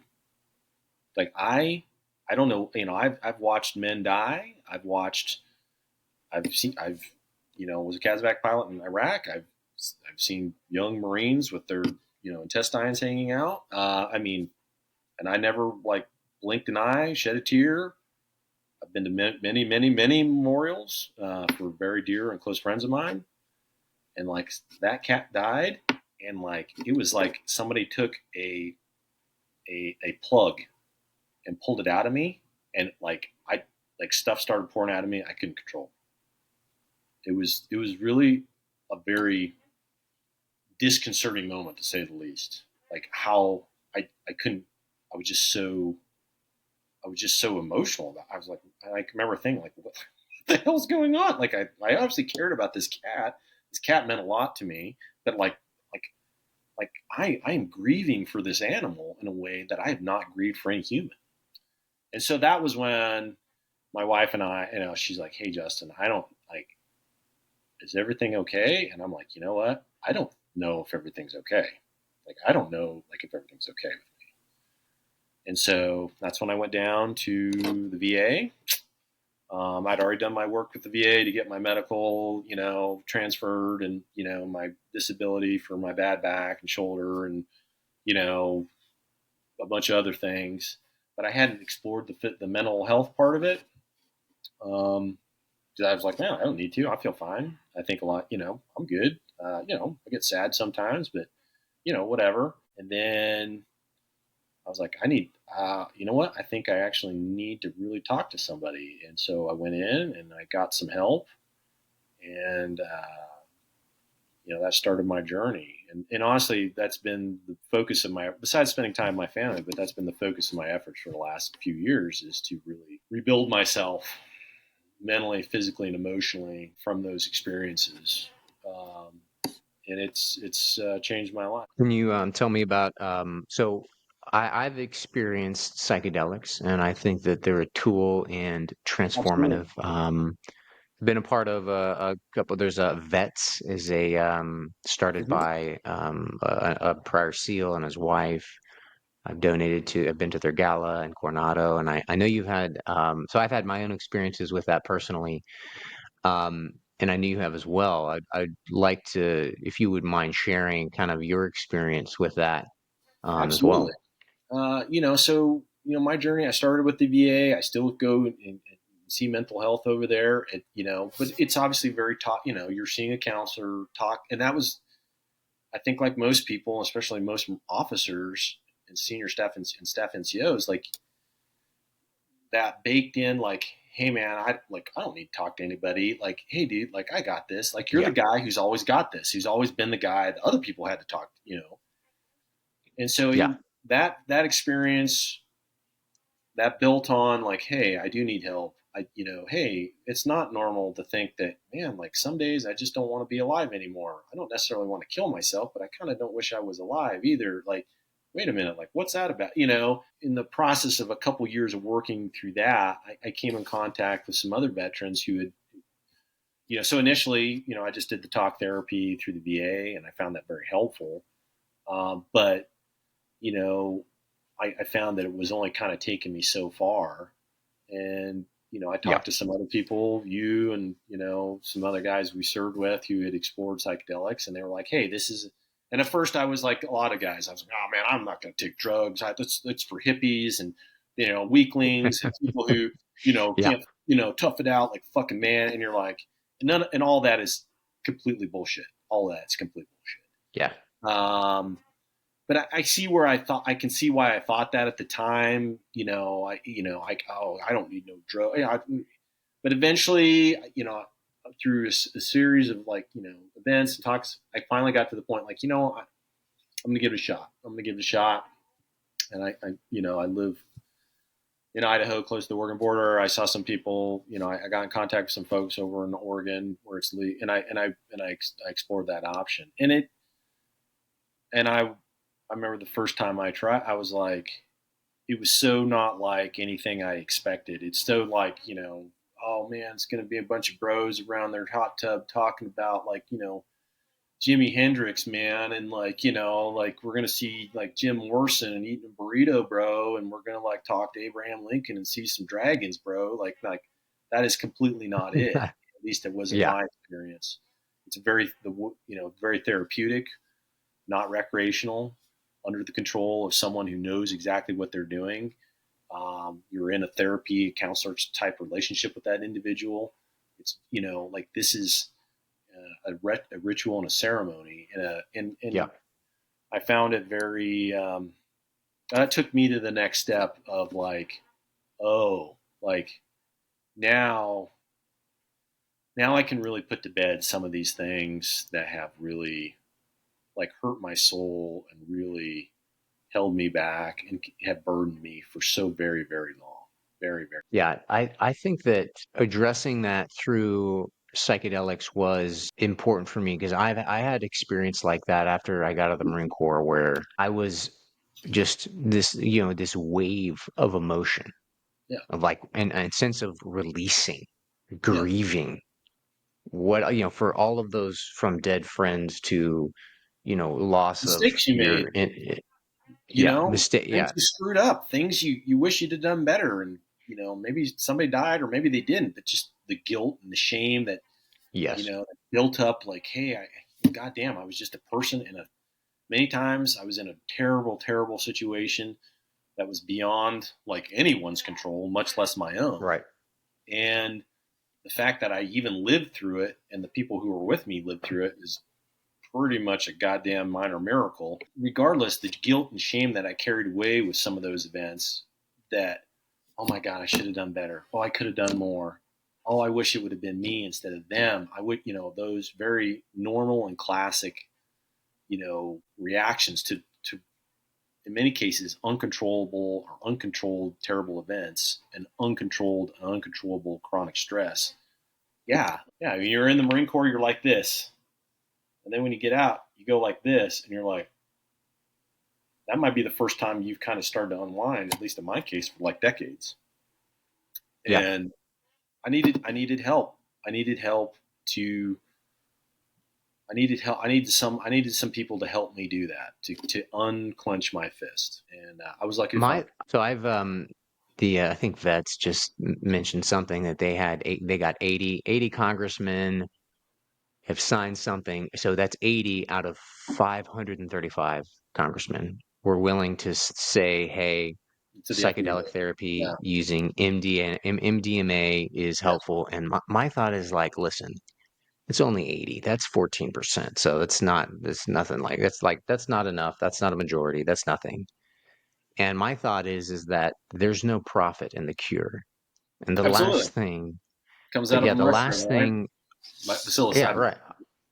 Our government, which I see right now, and maybe I'm wrong, our government wants, I believe it needs it, but what they see and want is a group of adaptable, competent, anti-fragile, smart veterans. And I don't know why I feel that way, but it just seems that way where it's we could have something that's very inexpensive. It could be psilocybin, MDMA, ayahuasca. There's lots of Sure, ibogaines. sure, There's sure, lots of avenues for, sure. and they kind of treat different things depending on, what What that you're need coming from? is. Yeah, what you're bringing to the table as well. Yeah, absolutely. Right.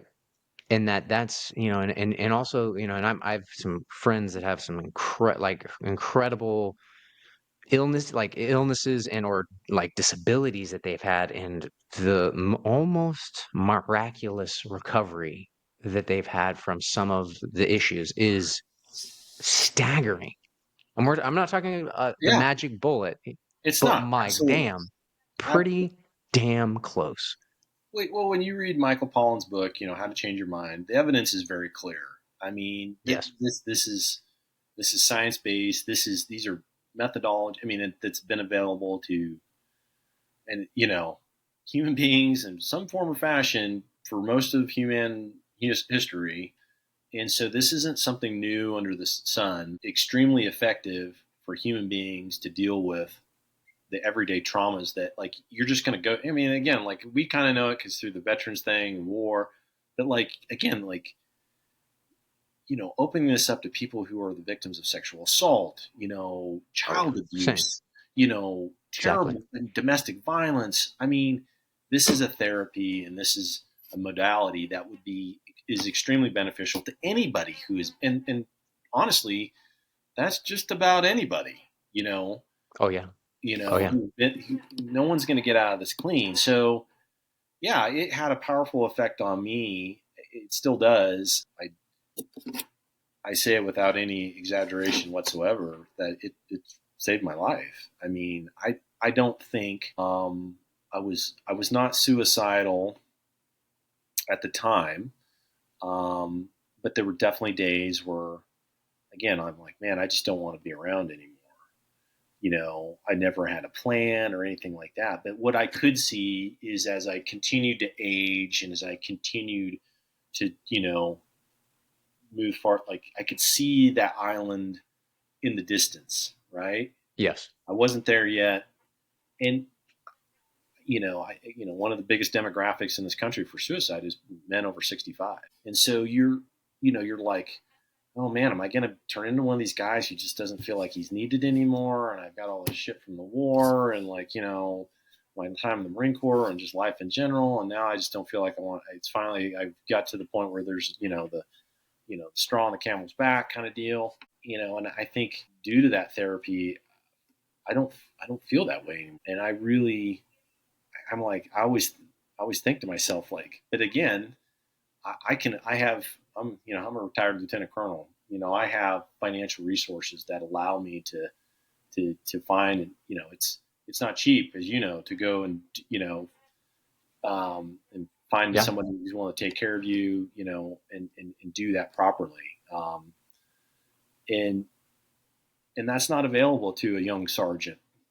That's not available to a guy who, did a tour in Vietnam and, got out at 19 and, he's been working a blue collar job his whole life. You know what I mean? Like, those, like, that should yeah, be available to anybody. yeah. Agreed, exactly. Um, well, is there anything else that's on your mind to talk about? Because I have some, I kind of have some questions I'll ask to kind No, lay it on me, Blake. You always ask good of, ones. Hopefully, am I you doing know, all right? so Is this what you needed? I hope I'm not boring the shit out of anybody. So I mean, it's a little boring. No, I'm it's kidding. okay. Like, I'm just, No, yeah. no. So, like I think that, well, like I know you read lots of books. What's I would say, what is your so for leadership philosophy, what's your favorite leadership philosophy book or something that you've gone back to of all time? I would go back to Stockdale's book. You talk it. Really? You want to see what leadership, like real leadership, in a hard, where there is Yeah. no. Again, that's what I There's go no back out. to. Like, well, there's You're no being out. tortured. There's no out, and there's no glory. Right? There's no, Right. like, you've seen it. I've definitely seen it, even in combat. Even I've been like, you're like, when you can strike back at the enemy, when you have an opportunity, you're like, I'm going to take it to these sons of bitches, and, Right. like, we're going in to do this raid, and I got a bunch of SEALs or, Green Berets or Marine infantry or whatever. Like, we're, I'm like they're, you got your war face on, and you're, like, in it, like that is definitely brave. There's definitely, I will not take away about anybody's bravery or their anything, like, in that situation, like that. Bullets are flying, and you're, hooking and jabbing, blah blah blah, all that. But it is another thing entirely, one that I've never been around, and I hope to God I never am. But to think about, like, what those men went through, and like, the Yeah. Hamilton, where you are completely powerless. You have no hope of inflicting any, absolutely, there's no chance whatsoever that you are going to Right. inflict any damage on your opponent. Hmm. You are completely and utterly at their mercy. They have every advantage. There is no one coming to help you. There is no cavalry, air support, like, and how, when you read his book about not just him, but other people, not only kept themselves together, but kept that group of humans together as a functioning unit, and dealt with all the same things that any other CO would deal with. Like, you had guys who were kind of pains in the asses. You had guys who were superstars. You had some guys who were a good guy one day and just kind of a pain in the ass the next day, and Right. like, in trying to keep that whole thing together, and while you are completely at the mercy of an opponent that you have no ability to strike back at, and not just for a day, but for years and years Yeah. and years. I feel like it's the ultimate test It's the of ultimate test of stoicism. leadership. The only other thing I And would say yes, is like yes, Shackleton. You read Shackleton's book about getting across Antarctica and then rowing, across, I'm familiar, but and like I know getting not losing a man. Like, that's the other one, is yeah, like like when people had like, it's one thing to have leadership. I mean, I was never in that situation. It's one thing to have leadership. It's one thing to have bravery. It's one thing to execute under stress when you're not alone, when there's help to be had if you really need it, or there's help coming. right. Yeah, It's when I mean, again, Shackleton's book is a great one, or yeah, the book about him, the endurance, when he is, yeah, I mean, he didn't lose a man. I mean, he didn't lose a guy, and they were out there for over I mean, years, like, and everyone thought they were dead. There was no help coming. They're in the worst place on the world. They're eating seal blubber. He's got to keep these guys from killing each other. He's got to keep these guys from like imploding. He's got, there's people who yeah, are melting down because, my God, like, they're never going to get out of here. He's got to get yeah. them across Antarctica. He's got to build a boat and sail it. He's got to cross, like, it's incredible. Like that, Crazy. like, if you can execute, that's leadership. So when I always say those two books, Stockdale's book, he wrote a book. There's different, there's a couple of books he wrote. His original book, about his time in the Hanoi Hilton and his thoughts on stoicism, and then the book on Shaolin. Those are the two I would always point to. Like, Well, it's I one think thing. that's Can you do it then? Can you do it then? yeah, yeah. And I think that's With like some the hope. test too, is like when no, like, hey, how do you practice when nobody, like truly nobody Yeah. will help you? And I think it's like you have to practice that in your mind, I believe, before you get put in those situations, I don't you know if know? it's a great question. I don't I know mean, if I it's an think where you inborn. have to have the structure to do that, to know about Structure. it. Like, hey, I can't control anything It outside may of be. my mind. It might be a thing of character. I know in both cases Mm, it took everything out of those men. Shackleton died a natural death mm, only a few years after that. Like, no mm, one's ever mm. figured it out. But, like, it's not hard to, like, he poured everything he had into keeping his men alive and getting them home, everything. Mm.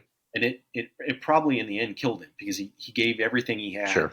and then 24 or 36 months later, like, he drops dead of heart attack. You know, Admiral Stockdale, went on to be, stay in the Navy and whatever, but he was never really the same man ever. Shouldn't, yeah. But you see in both, like, again, it comes down to, can you do it? Can you do it when there's no hope?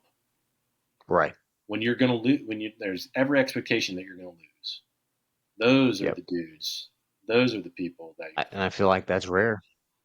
That's it rare. is I mean, rare. maybe I'm wrong, It but I is think rare. it's rare. Yeah, I think it is rare, and I think when you come in contact with those individuals, and I have a handful of times in my own life, they usually stand out, and you're like, "Yep, okay, this is the real deal. Yeah. This is the dude. Like, if I was, in the middle of the Antarctic, or I was in some terrible situation somewhere, like, yeah, Hanoi Hill, like, this is the dude who would bring me out. This is the guy who would bring me home." Right. Yep. What about the sci-fi? Oh God, What about your favorite that's sci-fi?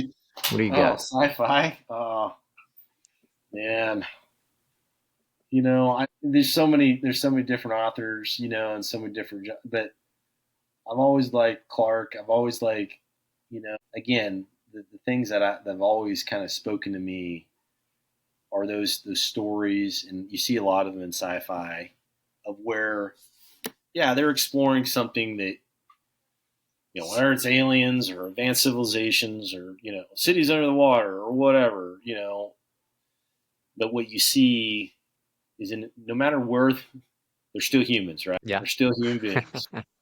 And you have to deal with whether you're in a space colony and, on Mars or, in a Marine squad. Like that's what I always go back to. That's always some of the things that fascinated me is honestly my time as a CO too is like watching groups of people work together and sometimes not work together. And like Yeah. watching these different personalities, almost like a zoo sometimes, like these different personalities bump into each other and sometimes coalescing and then falling apart and then coalescing again and like working that. Like it really, and the best sci-fi stories, I think they do the same. Oh yeah. They show that. Um, well, I mean, I think that's we hit about an hour 40.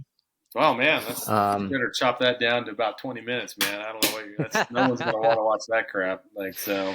um, I'm trying to think of anything else here. If I got what I write down there. I think I kind of touched on everything that I'd like to. A little bit of Well, everything. Is there anything else like you think that would be relevant to somebody listening, somebody getting out, transitioning out of the Marine Corps, some random person listening into this conversation? I would say the following, and if there is ever even small, because that's what had happened to me. I had normalized the idea that it was okay to feel terrible. Like I was just like, that's just the price of doing business. I'm in this super stressful job, blah blah blah. Like that's just the way it is. If you are ever in the position where you ever feel like, even for a second, that you don't want to be around anymore, get help. That's that. Like, go get help. Yeah. I, Go get help. And if that person doesn't help you or that's not working out, you keep going. You find something else. You call a different helpline. You find a different number. You talk to a different person. You keep going until you don't feel that way. Because I think a lot of veterans and a lot of people just in general, they just get a nerd. They get used to, oh, that's just how I feel. That's how it's okay. It's normal to feel this way. It's not normal to feel like you're dead. You want to be dead. That's not normal. Right. That's not normal. And if you ever feel that way, you need you don't you're not you can't tough it out. You can't be a man about it, or a grown you that is something's wrong, and Yep. you need to go get that looked at before you have a small cut on your hand. It's starting to get infected. You go get it looked at right now before it becomes like a blood infection and it kills you, or you get MRSA or sepsis or something like Yeah. like don't wait, because the military does a terrible job. And I don't mean this to bang on the military, but the military the active duty military, the DoD does a terrible job of taking care of us and preparing us to get out. And so these young men and women, or even old timers like me, we get out of the military, and we're just kind of bombing it on the Veterans Administration, and we're told, "Hey, that's not our problem anymore. You guys take care of it." And the VA is overwhelmed, and they're doing their best, and sometimes they're not, but they're human beings too. And it's really the Department of Defense, in my opinion, should take a bigger ownership of that. They're probably not anytime soon. Well, And do you think it's more than that they know that's a problem and they're not it's not that I think it's simple. It's like they're not going to solve it. well, it's the They're not. institutional inertia. Again, I'll send you that article from the New York Times. It's fascinating. It's really Hmm. it's a fascinating article because the Army, and I'm not banging on the Army because I think it applies across all their services, but the military, multiple, they do a report, they do a study every 10 months. Why do we have all these suicides? And they have these brilliant people from academia, neuroscience, and all these people come together and they produce these reports, and then they're just ignored. They're ignored. The recommendations are ignored. The things that need to happen are in opposition to what oh my God, like if we were, again, if we were to institute some of these changes, that would mean that we would have to make some big institutional changes to this huge institution that we really don't want to do.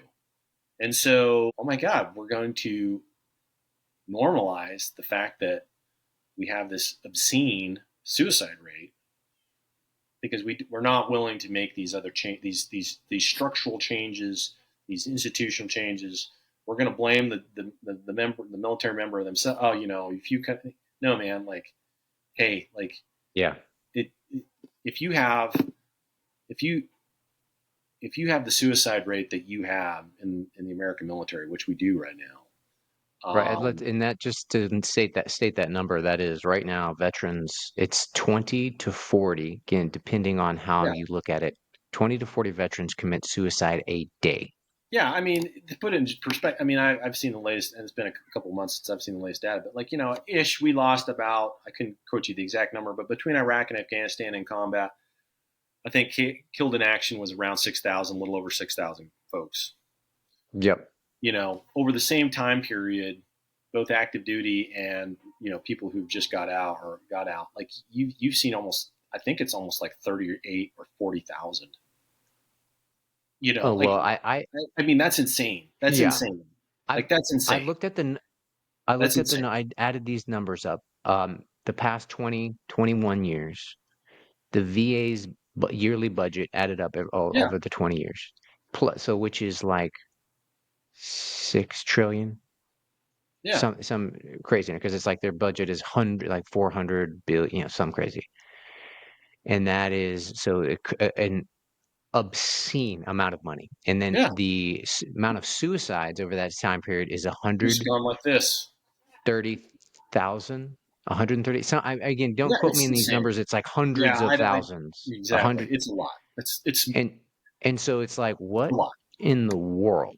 What's going on? How can we not address that issue?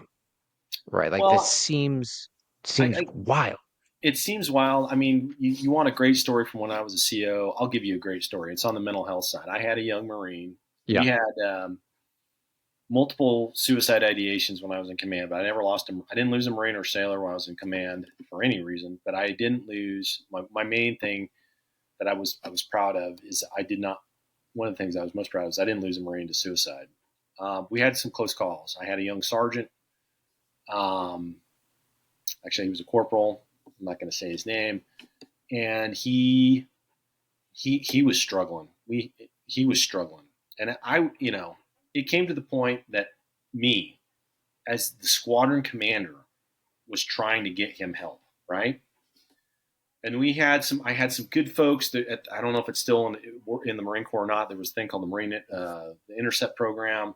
There were some great civilian healthcare providers on base who were working with. I really couldn't say enough good things about them. So there were some people helping, but they were clearly overwhelmed with the amount of people with the need. Yeah. And so I finally, you were out of the squadron at that time. We the duty found this young Marine in his barracks. He had slashed his wrist. He was in a pool of blood. He was unconscious. Got him to the hospital, saved his life. Whew, thank God, right? I'll never forget this. I am on the phone. I'm on the phone with a fellow O5, a Navy O5. I'm not going to say his name either, but he's the head of psychiatry down at. He was the head of psychiatry down at Balboa. So they have Yeah. a specific floor. This happened, and I'm trying to get my Marine admitted, and I'm the SKO. Usually I'm the commanding officer of the squadron. I'm calling and I'm like, hey, I need this, and they would not admit him. They would not admit him, and the reason was this was not a serious attempt. And I was like, and I just remember being on the phone. I'm like, this is insane. This is insane. Like I have a Marine who has injured himself so grievously that he has been unconscious. We had to take to the emergency room. And you're telling me you won't admit him because you do not think this was a serious attempt. What constitutes a serious Oh, attempt when he's dead?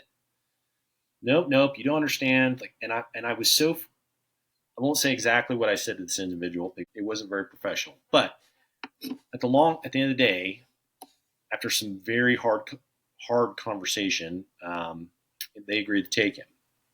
And he and but it was I remember thinking like if this is what it takes to make this happen, like right. this is impossible. Like this is insane. Like no, I can't believe this is happening.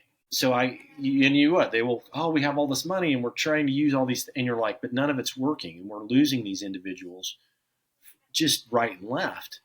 So we like, let's, like Einstein said, the definition of insanity is doing the same thing over and over again, expecting different results. So like, let's do something different. What are we doing? Like, what?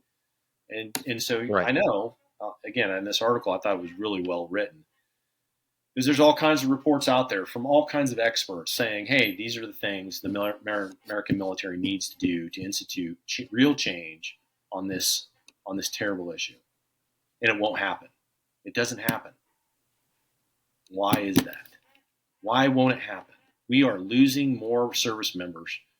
Like, if we were losing that many guys in combat in anywhere, like against any opponent, we would be Oh devoting, yeah. billions of dollars to new equipment and new tactics to solve this pernicious tactical problem. But if they put a gun in their mouth and they blow their head off, well, there's nothing we can do. Well, if the Taliban blows the kid's head off, well, then we're going to we're going to roll in with a drone strike, and we're going to we're going to do everything to make sure that doesn't happen again. The kid's There's still there's dead. profit. There's profit to be made Well, in that, I maybe there think, is, right? maybe there isn't. I don't know. I'd have Mhm. you read that article. Maybe that's some of it. I also think it's institutional laziness and inertia. You have like, it's just like, well, that's just how it's always been, and we just don't know what else to do. And if we made these Yeah. changes that you want us to make, well, then that means we can't really, you know, we can't deploy units like we've always deployed them. And like, then what are we going to do? Like, how am I going to be a colonel? Like, you know, I, I, I don't know. And Yeah. that's probably facetious and very, mean spirited of me to say, but sometimes I wonder, Well, yeah, I guess it's like we kid, but like because we don't understand that because I think about those things differently because it's like I think when you're contrarian and you're seeking solutions, it's like we have a problem, we got to solve it, and then right. you all when somebody all they do is more or less like a narcissistic tactic to counter accuse and distract and delay and you're like, whoa, Well, it's not hold even on, it's not even that. It's that the solution. That's what I can't I go back to, is like the solutions are being presented, yeah, and that, like, so these are I mean, multiple reports, and in the article it's really great. Like, the one author reports like, hey, I'm providing this to the Army and to the Department of Defense, and I have no expectation that they're going to do anything with it. I have no expectation that any of these recommendations will be implemented. Like, this will be another report put on the shelf and ignored. Like, he says that as he's yeah, presenting the report. And you're like, so the answers are there, or at least things to try, and they're just yeah. from the get go being ignored. Like, no, thank you for this report. We've paid you a lot of money for this, and now we have your recommendations, and we're just going to throw that into the rank file. Are you even going to look at it, Bob? No. Do you want to like try the recommendations, and then like maybe some work and maybe some don't, or then we can kind of have an iterative process and kind of keep working from there? Nope, we're just not even going to, so we're going to keep losing these Yeah. kids. And then, like, 2 months from now, 2 years from now, Well, we're going to have you're I'll explaining commission something another that's like, report. right, you're explaining something and making like being satirical because I think that's because that's how you like and me too express that because you're like it doesn't make sense and it's not like last year or Right. 3 years ago or five This has years. been It's ongoing. like 50 years of just like and escalating. So, But yeah, that's and that's so like in just so when I kind of go through this is like that's something I want to pull out of like that was like your experience because it it's was like terrible. it's like why there isn't this right you said it's like hey if some guy in Afghanistan he blows the head off of a 20-year-old with a rocket But and we're then going to, let's go to war. yeah, we're going to But go kill, yeah. if the 20-year-old blows his head off, it's like nothing, Yep. nothing. Exactly. And Yeah. that's Either way, what he's is still going dead. on. That's like what something is miss, right? Something doesn't right. So something's wrong, and that's the system. And I was like, that's part of why I wanted. That's a part. Why we're talking because I think that there are things like that. And I had the opportunity to chat with this guy Ivan Racklin. I don't know if you've seen him. He's been on X and he's coming out. He worked for General Flynn And he was a Green Beret, and then Intel. Then he became a constitutional lawyer, and so he's basically has a list of these 600 names that facilitated the kind of between different vaccine oddities, and then also election stuff that he's in, like, and again, kind of how it's transpired of, Flynn getting, his family getting threatened, yada yada. But it's like it's like, why is nobody concerned with, like some of those things, right? Nobody's going after it. Nobody's, and also from veteran suicide. It's like nobody is like, where is, like, because I feel like, hey, I'm paying lots of taxes, is like, right? And why am I not being represented? Like, why is that Marine? Like, why? Why are these things that I think are important I, being missed? Like, yeah, I can't. I mean, I can't speak to the other stuff, but I do know, like from personal experience, the suicide, like the mental health. I mean, I won't say his name, but there were pilots in 166 who came to me with deep, and I probably, broke several rules, and if the right people saw this podcast, I could probably be prosecuted, for it's for what who told me terrible things that had happened to them, and yeah, things that probably should have had them taken off in like if I'd have reported that to Navy Medical, but they needed to talk to somebody. And thankfully, they felt comfortable enough to speak to me, even as their CO. And they were right, taking a huge risk because if I had reported what they were saying and like what had happened, like they would have not gotten in trouble, but they would have been down based on what they were saying to me about how they felt about themselves. They would have been down from flying. I mean, as soon as you say the word, depression in naval aviation, like you're down for a year automatically, a year. And that's insane.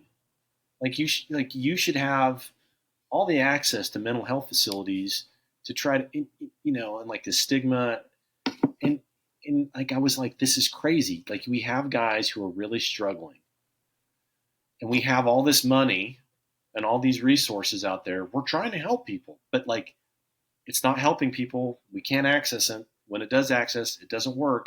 Like we, I remember like again with that young Marine, the answer, one of the things that individual said to me from Balboa, I'm not kidding when I say this, is you just need to keep a watch on it. You need to. oh So man, I need to keep. crazy. I need to. I'm not. And I'm like, I'm not a psychologist. I'm not a psychiatrist. I'm not a counselor. I'm not a therapist. I'm a Marine pilot, and I'm supposed to figure out. I'm supposed to find. Cobble together a group of my staff NCOs and officers and NCOs to keep a watch on this kid 24/7 so he doesn't hurt himself again. For how long? Years? That doesn't, like, they have jobs. They're not counselors. They're not psychiatrists. They're not like are you insane? That's the answer here. I got to keep a watch on this kid. Like I'm like this is madness. Like this is madness. Yeah. And I don't. I can't subscribe. I don't know the ins and outs. I don't know why. I mean, I have some suppositions and some half-assed, barstool, conjecture, as to why. But what I do know is what is working, what is not working is the current model of mental health in the military. Yeah. And I suspect personally, that's probably not a conspiracy or some, I think it's because the military, again, I go back to that, the world before 9/11, the military before 9/11. Like, I'm not saying it was a pleasure cruise and a gentleman's club, but like, I remember, I go back to that. Like every Friday, like we all went to the club at like noon, and the wives came, and everybody, and there was like a good spread, and everybody drank beer, and the rest of the squadron got cut out. Like after, Yeah. like, can you ever remember a day in 166 or 161?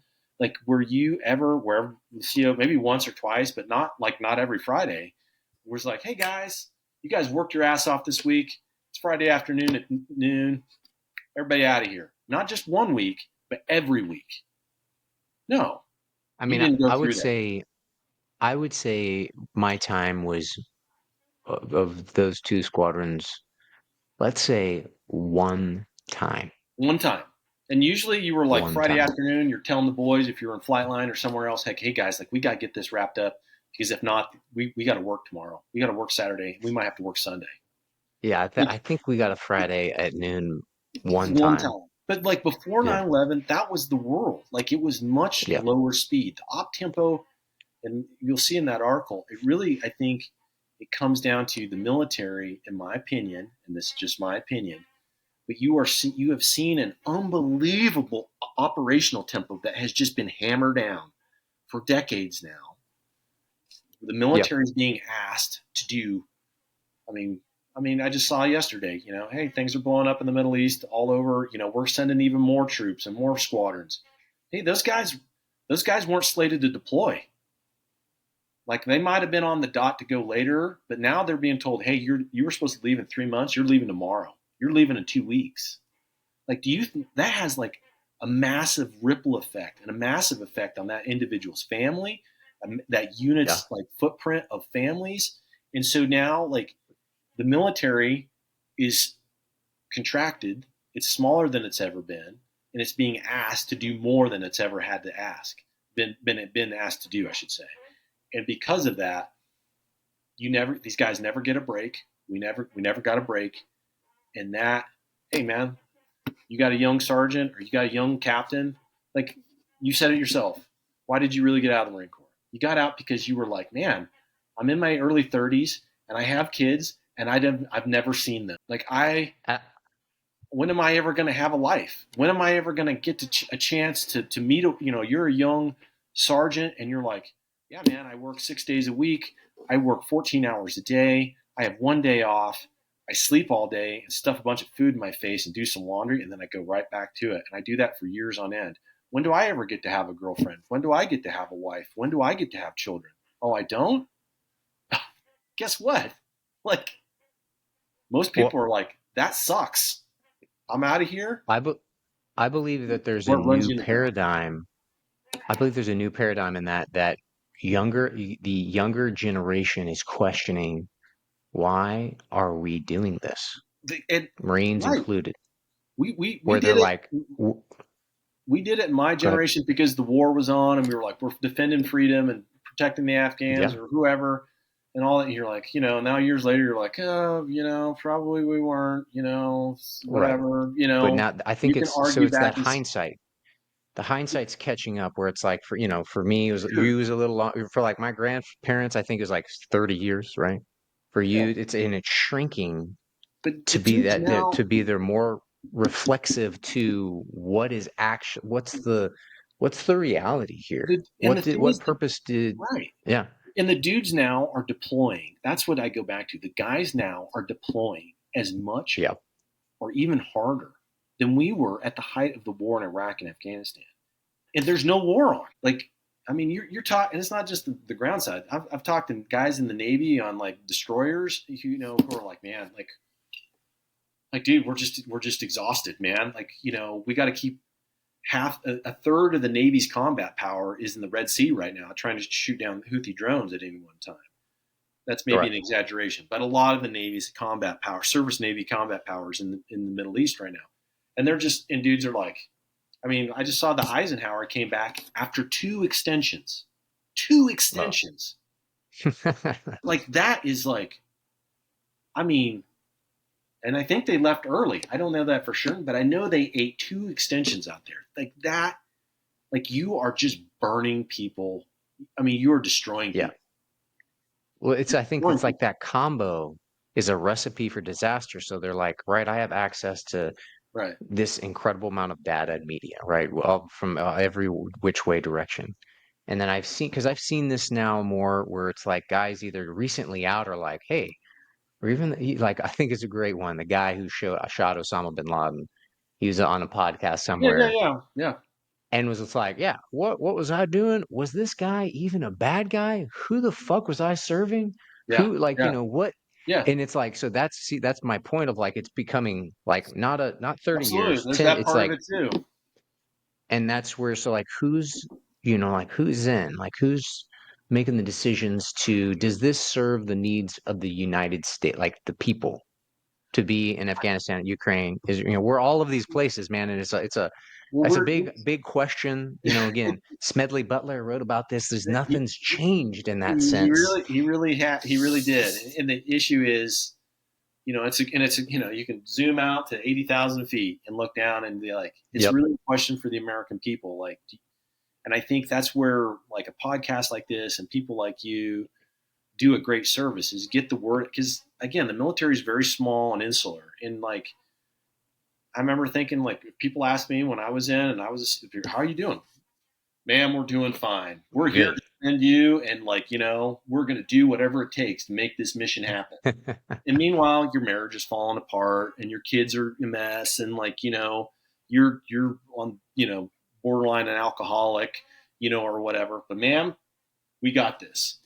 And so we don't do a really good job of explaining to the American people like what the reality is. The war has never stopped. It didn't stop since 9/11.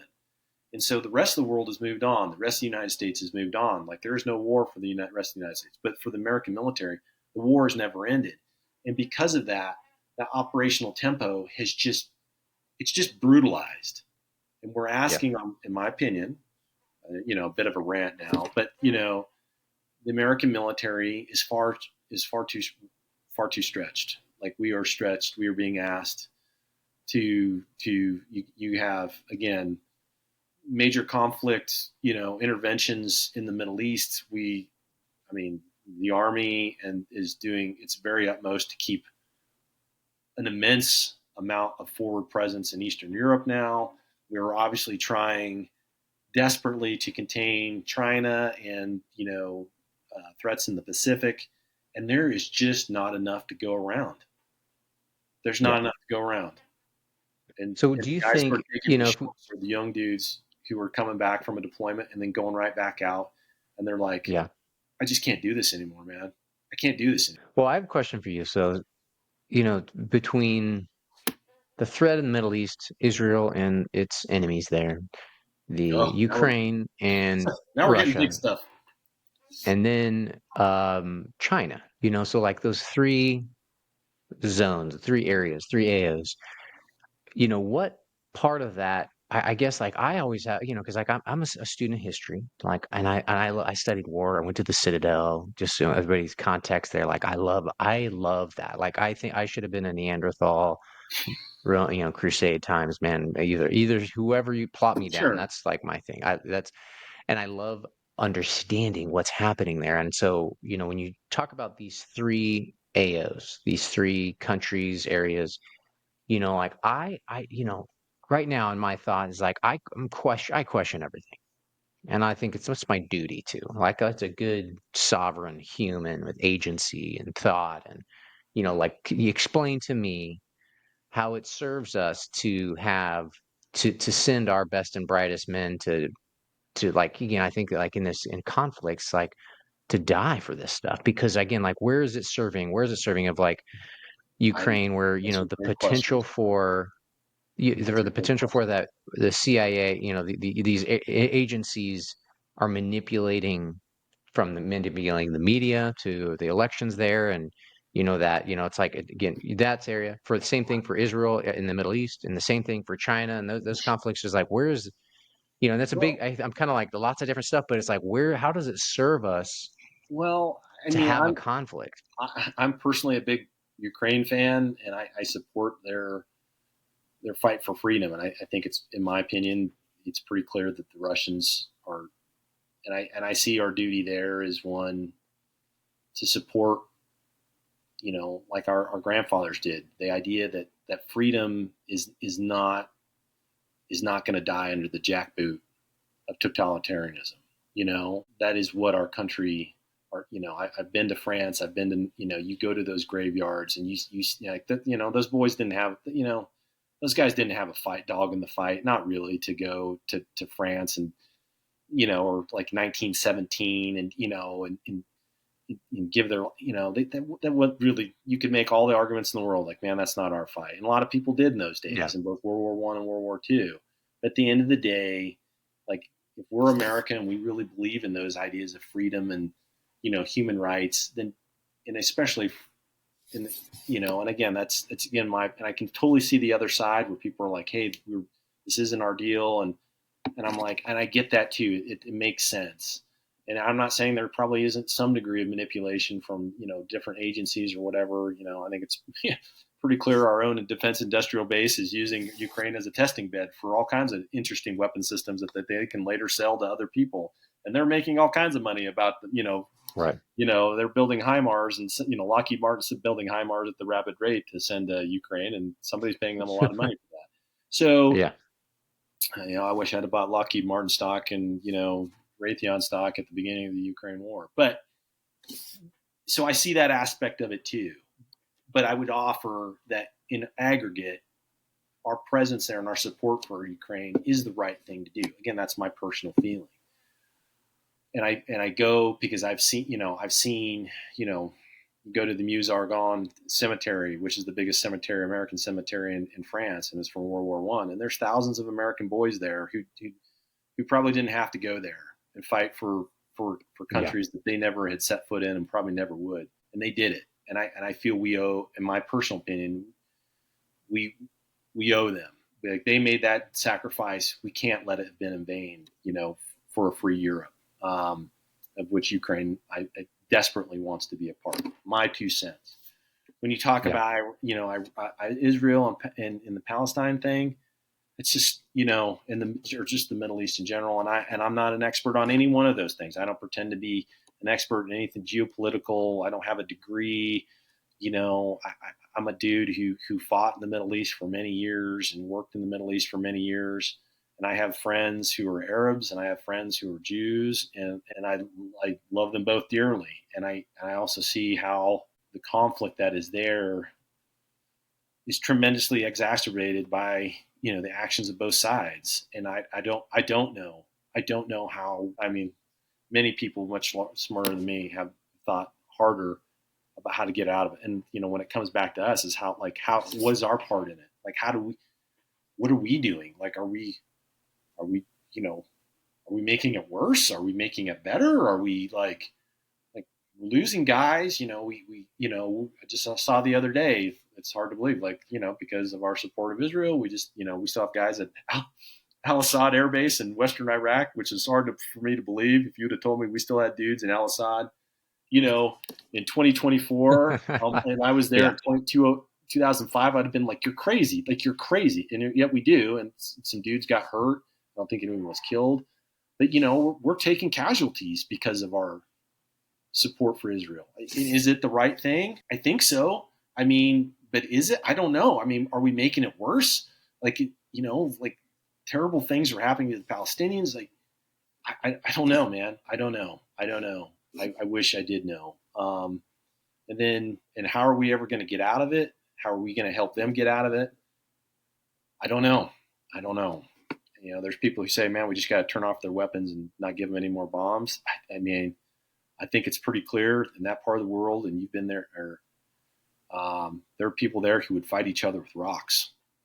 They would Yeah. fight. They would fight with a butter knife to the bitter end. And it's not as simple as like, hey, man, we're just going to turn off the bombs. No one's going to kill each other anymore. Like, oh man, that's not how it's going to go down there.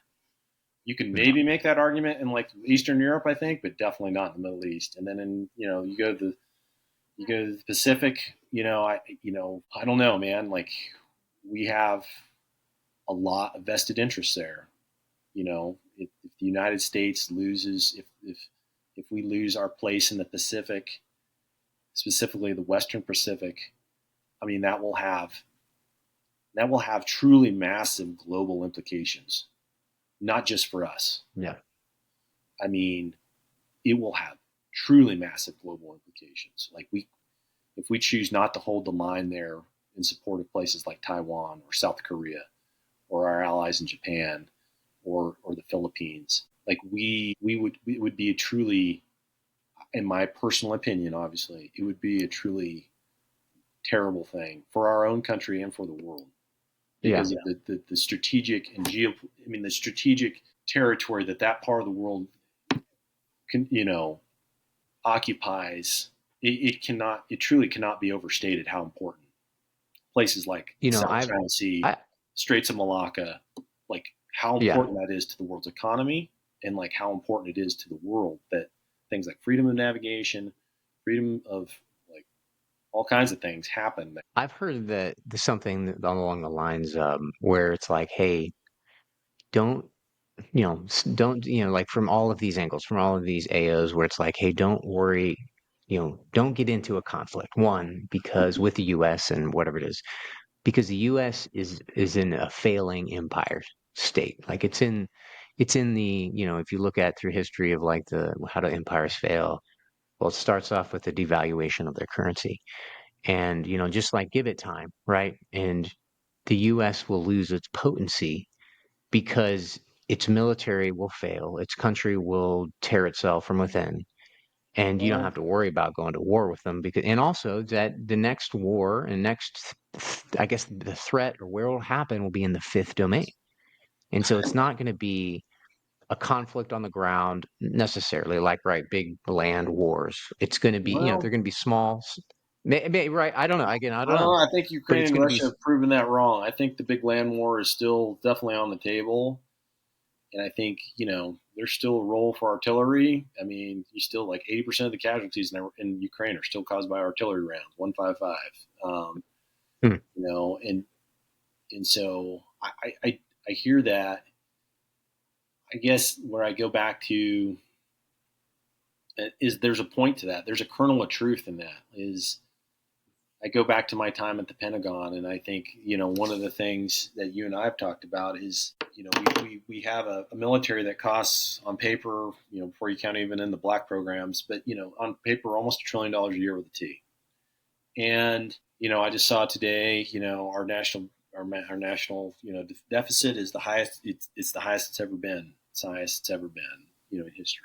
Yeah. And so now that is not all due to the military, right? There's obviously people could show the chart, Medicaid, Medicare, blah blah blah blah. Like there's Yep. how much each dollar goes to defense and how much each dollar goes to the entitlement programs. All that is true, but however you cut it, the military takes up a lot of it. It's a big chunk, and it goes back to what you and I have talked about. Are we getting the bang for our buck for that $1 trillion? And are we truly getting a military that can represent and protect our national security interests and the interests that we profess, like freedom, liberty? Like, are we that beacon of the world? Can we actually do it? And are we actually doing it? Or are we just, pissing away a lot of money and pissing a lot of people off? I don't know. But I do know probably the rate at which we spend money in the military and how we spend it is probably not sustainable, is not sustainable down the road. Yeah. Whether you agree Yeah. with how we spend it or not, it doesn't matter. Like how the amount and the way, it's not going to be sustainable. And so when you circle back to what you said, like, hey, are other countries kind of waiting us out? Yeah, I mean, if I was sitting on the sidelines and I saw like, this super rich dude just like blowing through hundreds, you know, and I'm like, hey man, like he's gonna run his Maserati out of gas sooner or later, and maybe I'm driving a Kia, but like, you know what? Yeah. Like, guess what? A Maserati with no gas is like, a paperweight. That I mean, that's a bit of a Yeah. simplistic, analogy, but Yeah.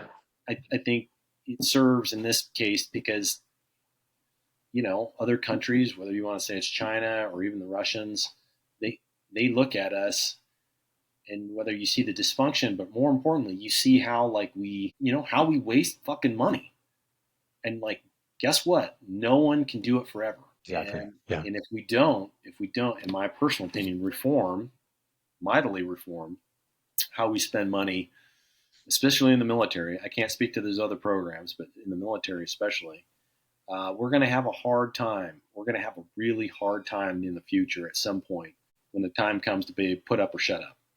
Somebody's going to pull our punk card, and you and I flew you see the wonderful outlines of our aircraft there on your shirt. I love that aircraft more than anything. I loved flying it even more than the CH-46, and there's probably a lot of 46 pilots who would shoot me in the head for saying that. I love flying the It's V-20s. okay. It's a better plane. But But it's but the more problem with that complicated. aircraft over a CH-46 is it cost $86 million, and Nope. Nope. New it was number. New number, current number is about 145 Yeah, million. yeah, that's right. I mean, I was going to say 86 before you count like the real number is somewhere north. Yeah. So you're talking about a Yeah, $150 million crazy. dollar aircraft that it takes an enormous amount of care and feeding, enormous amount of like specialized maintenance that has to have a Yeah, very specific maintenance program and feed care program to make it optimal. And usually it doesn't happen because we can't. And so again, you could have a beautiful V-22 that is just the most amazing piece of engineering ever made and has all this capability. And because it's broke 60% of the time, like how useful is it? And yeah, that was just our yeah, experience, right? I mean, there's many of those programs in the military. So yeah. I don't know, man. Like that's where I go back to is like when you look at China and you look at Russia and they see us look flying a V-22. Are they shaking in their boots and going, my God, I don't want to go? Or are they going like, you dumb sons of bitches, keep buying them, keep buying them, Right, keep buying them. right. We're gonna set our stopwatch here and we're just gonna see how long you last. And I see. I think that's the long game where I know Right. China plays that way. The Russians do Um, too. Putin plays that game too. yeah, He's a long game yeah. player. And I'm, yep. I mean, he's been in power for so long. I mean, he's been the most successful leader for the past Well, 50 modern Russia, years, you know? and Yeah, he's a KGB agent by training. So like he is a deep thinker who thinks long term, and it shows. yeah. Um, so kind of switching topics a little bit, and we'll try to cap it off with this. So we've both read, I'm pretty sure you've read Three Body Problem. I have Okay, so you've read, great book by a Chinese science fiction author. I yeah, deeply enjoyed. su Yes, yeah, super interesting. And so in that book, it talked, there's an interesting part in there called the wall facers, and I thought about this for myself, and I thought about for you.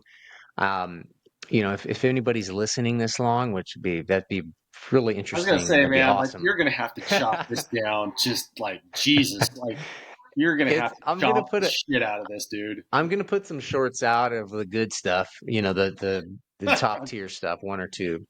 But I'm gonna put this out too, and this is like class. This is Joe Rogan style here. I hope I don't take like your audience and go from like whatever to like four I had a people. bunch of people. They listened to this one, and then And they then they they were just like, they get this out. I'm done. So, like, and I think you mentioned things as like that you're not really a badass and a great, you're a Marine aviator. You're, like a mentor to me, and to some other guys as well. Husband, father, and so you even said it, like you even said in your really vulnerable moment speaking on this show, and then when you had that experience where you're like, I'm not okay, and you talk to your wife, is like you have, I believe, you look forward, you look ahead and see, like, to have this prescience to be like, I know I'm gonna seek help. And I think that's kind of like how you found success in your career, at least that's Oh, what I I would think. agree. Absolutely. No, that's very you true. know where you just like, right, you have that intuition, that gut feeling, and and it's kind of like a zen kind of thing, where mixing some stoicism and how your philosophy, and sorry, Yeah. I'm getting long-winded here for the question, is that, so there, and in some ways, like, as you got out, we chatted, and I thought, how you had done things, of you get out, right, I don't want to fly anymore, like, same, it's like, I'm good, check that box. And then your seemed like your time was focused on your family, and and to me, similarly, is like, I don't know, like, what else could I be doing, to like, help society, right? Maybe this, maybe the podcast, I don't know. It's like, I want to go, I'm not going to go to war. I already checked that box. You did too. Like, I want to serve. Well, I think it's like going into the woods, having a cabin, taking my family, and we're just gonna, like, go live, and I'm going to raise my children that I love, and figure that out and live that. I think that's the highest self. What my highest self do? It'd be something like that. I know that's kind of, I'm framing it in that way, but like, I think you did something like that. And tell me about what you've done, and your Well, thoughts behind, when you got out, right? You had some experiences, but as we've discussed, it's like you spend a lot of time with your family because you like them. You want to be with them. You want to raise strong, yeah. independent children. So, sorry, with Well, that, I would. go ahead. I mean, I would defer to them. You would have to ask them, like, All right. like whether or not I was, or my wife, whether I've been successful in like that realm. Yeah. I mean, I've spent a lot of time with them. I hope it's been, but I would defer to their perceptions of me. Yeah, I hope they like me. Yeah. Well, I mean, all kinds of things. But one of the things I would say is, kind of like you were mentioning earlier, like that was the key though. Like the guy you kind of asked about earlier, like what was the things that worked as Can you speak up a yeah, little yeah, bit just so I can hear? what worked as a CEO and what didn't, like as far as leadership. And I would tell you that's the one thing, the common thread throughout my life is when I took a collaborative approach. When I tried to involve as many people, and when I took the attitude like it's not like even humbleness. It's like it's honestly just like pure survival. Like you're like, man, I'm not smart enough to figure this thing out like by myself. And the guys I knew who were either CEOs or just even other things, like, man, I'm so smart. I got this locked on. I know I don't need any. You're like, oh, buddy, you are cruising for it, man. But every time I built a team, every time I included people, every time, I took on board even people who other like maybe other people didn't want. Like, there were guys in our squadron who were kind of casts off from other squadrons that people, and they turned out to be great guys or great gals. And like, if you could bring them in and bring them onto the team and like get it and like, and be honest with them, like, hey man, I don't have all the answers here. Like, I might be the guy in charge, but I need everybody thinking on this because if you're expecting me to come up with a brilliant idea and be the green Jesus and like, hey, and everybody's like, oh, like, Right. like you're gonna be solely disappointed, so sorely disappointed here. Like, but every time I took the opposite, tack and included everybody and got everybody on a team, like, and I've done that, and since in my personal life, like seeking help, getting people to like, you know, have a team of people like with you and like helping you and like trying to like, you don't have to sort this all out by yourself. You get much better. Yeah, I agree. The team co-create with whatever you do. I believe you'll have more success. Yeah, So, man. You're just nobody's that smart, man. And like even if you are that smart, you just you know you can only see you can't see behind your head. It's like somebody like the old analogy, like, man, the guy looking in the mirror, man, like, man, I'm so handsome, I look great, look at my abs, and you're like think about it, like how many people in their lifetime actually see their own ass. I mean, maybe twice or nobody? three times. Maybe if you get a mirror and you're like, what's growing over there? Like, like, but like Right. most people, you will go your whole life and maybe a handful of times see your own ass. But guess what? Every day, dozens of people see your ass. Yep. So are you? I mean, are you the best judge of yourself? Probably not. You have Yep. one aspect, and like getting these other people's opinion of you, and like you don't have to take everybody's, oh my god, but like getting a team of people that you trust. And yeah, sometimes Bob's going to say something stupid, and okay, but like if you have like 7 or 8 people saying that, then that's what I would go by. Like, when I had Yeah. like you guys as captains and like guys were like, hey boss, this is stupid. Like if it was just you, Blake, I'd be like, okay, maybe Blake just thinks, maybe it's just Blake. But if like you and then like Jay Treese and like Chris Ronheim and you know, Brian Tannehill and Tom Adams and all these guys were like, hey, that's a really dumb idea. Then I'm like, that's probably a pretty dumb idea. Like, Yeah. you know, Yes. Exactly. All right. Well, I think we hit it on time. Thank you for being here, sir. no, no, Um, no worries, Blake. I hope I gave you something decent to work with. well, no, I think your time is very If valuable, not, and I appreciate it. Thank you for being here. And this is Zen and Call Signs. And I'll stop the recording, and we'll say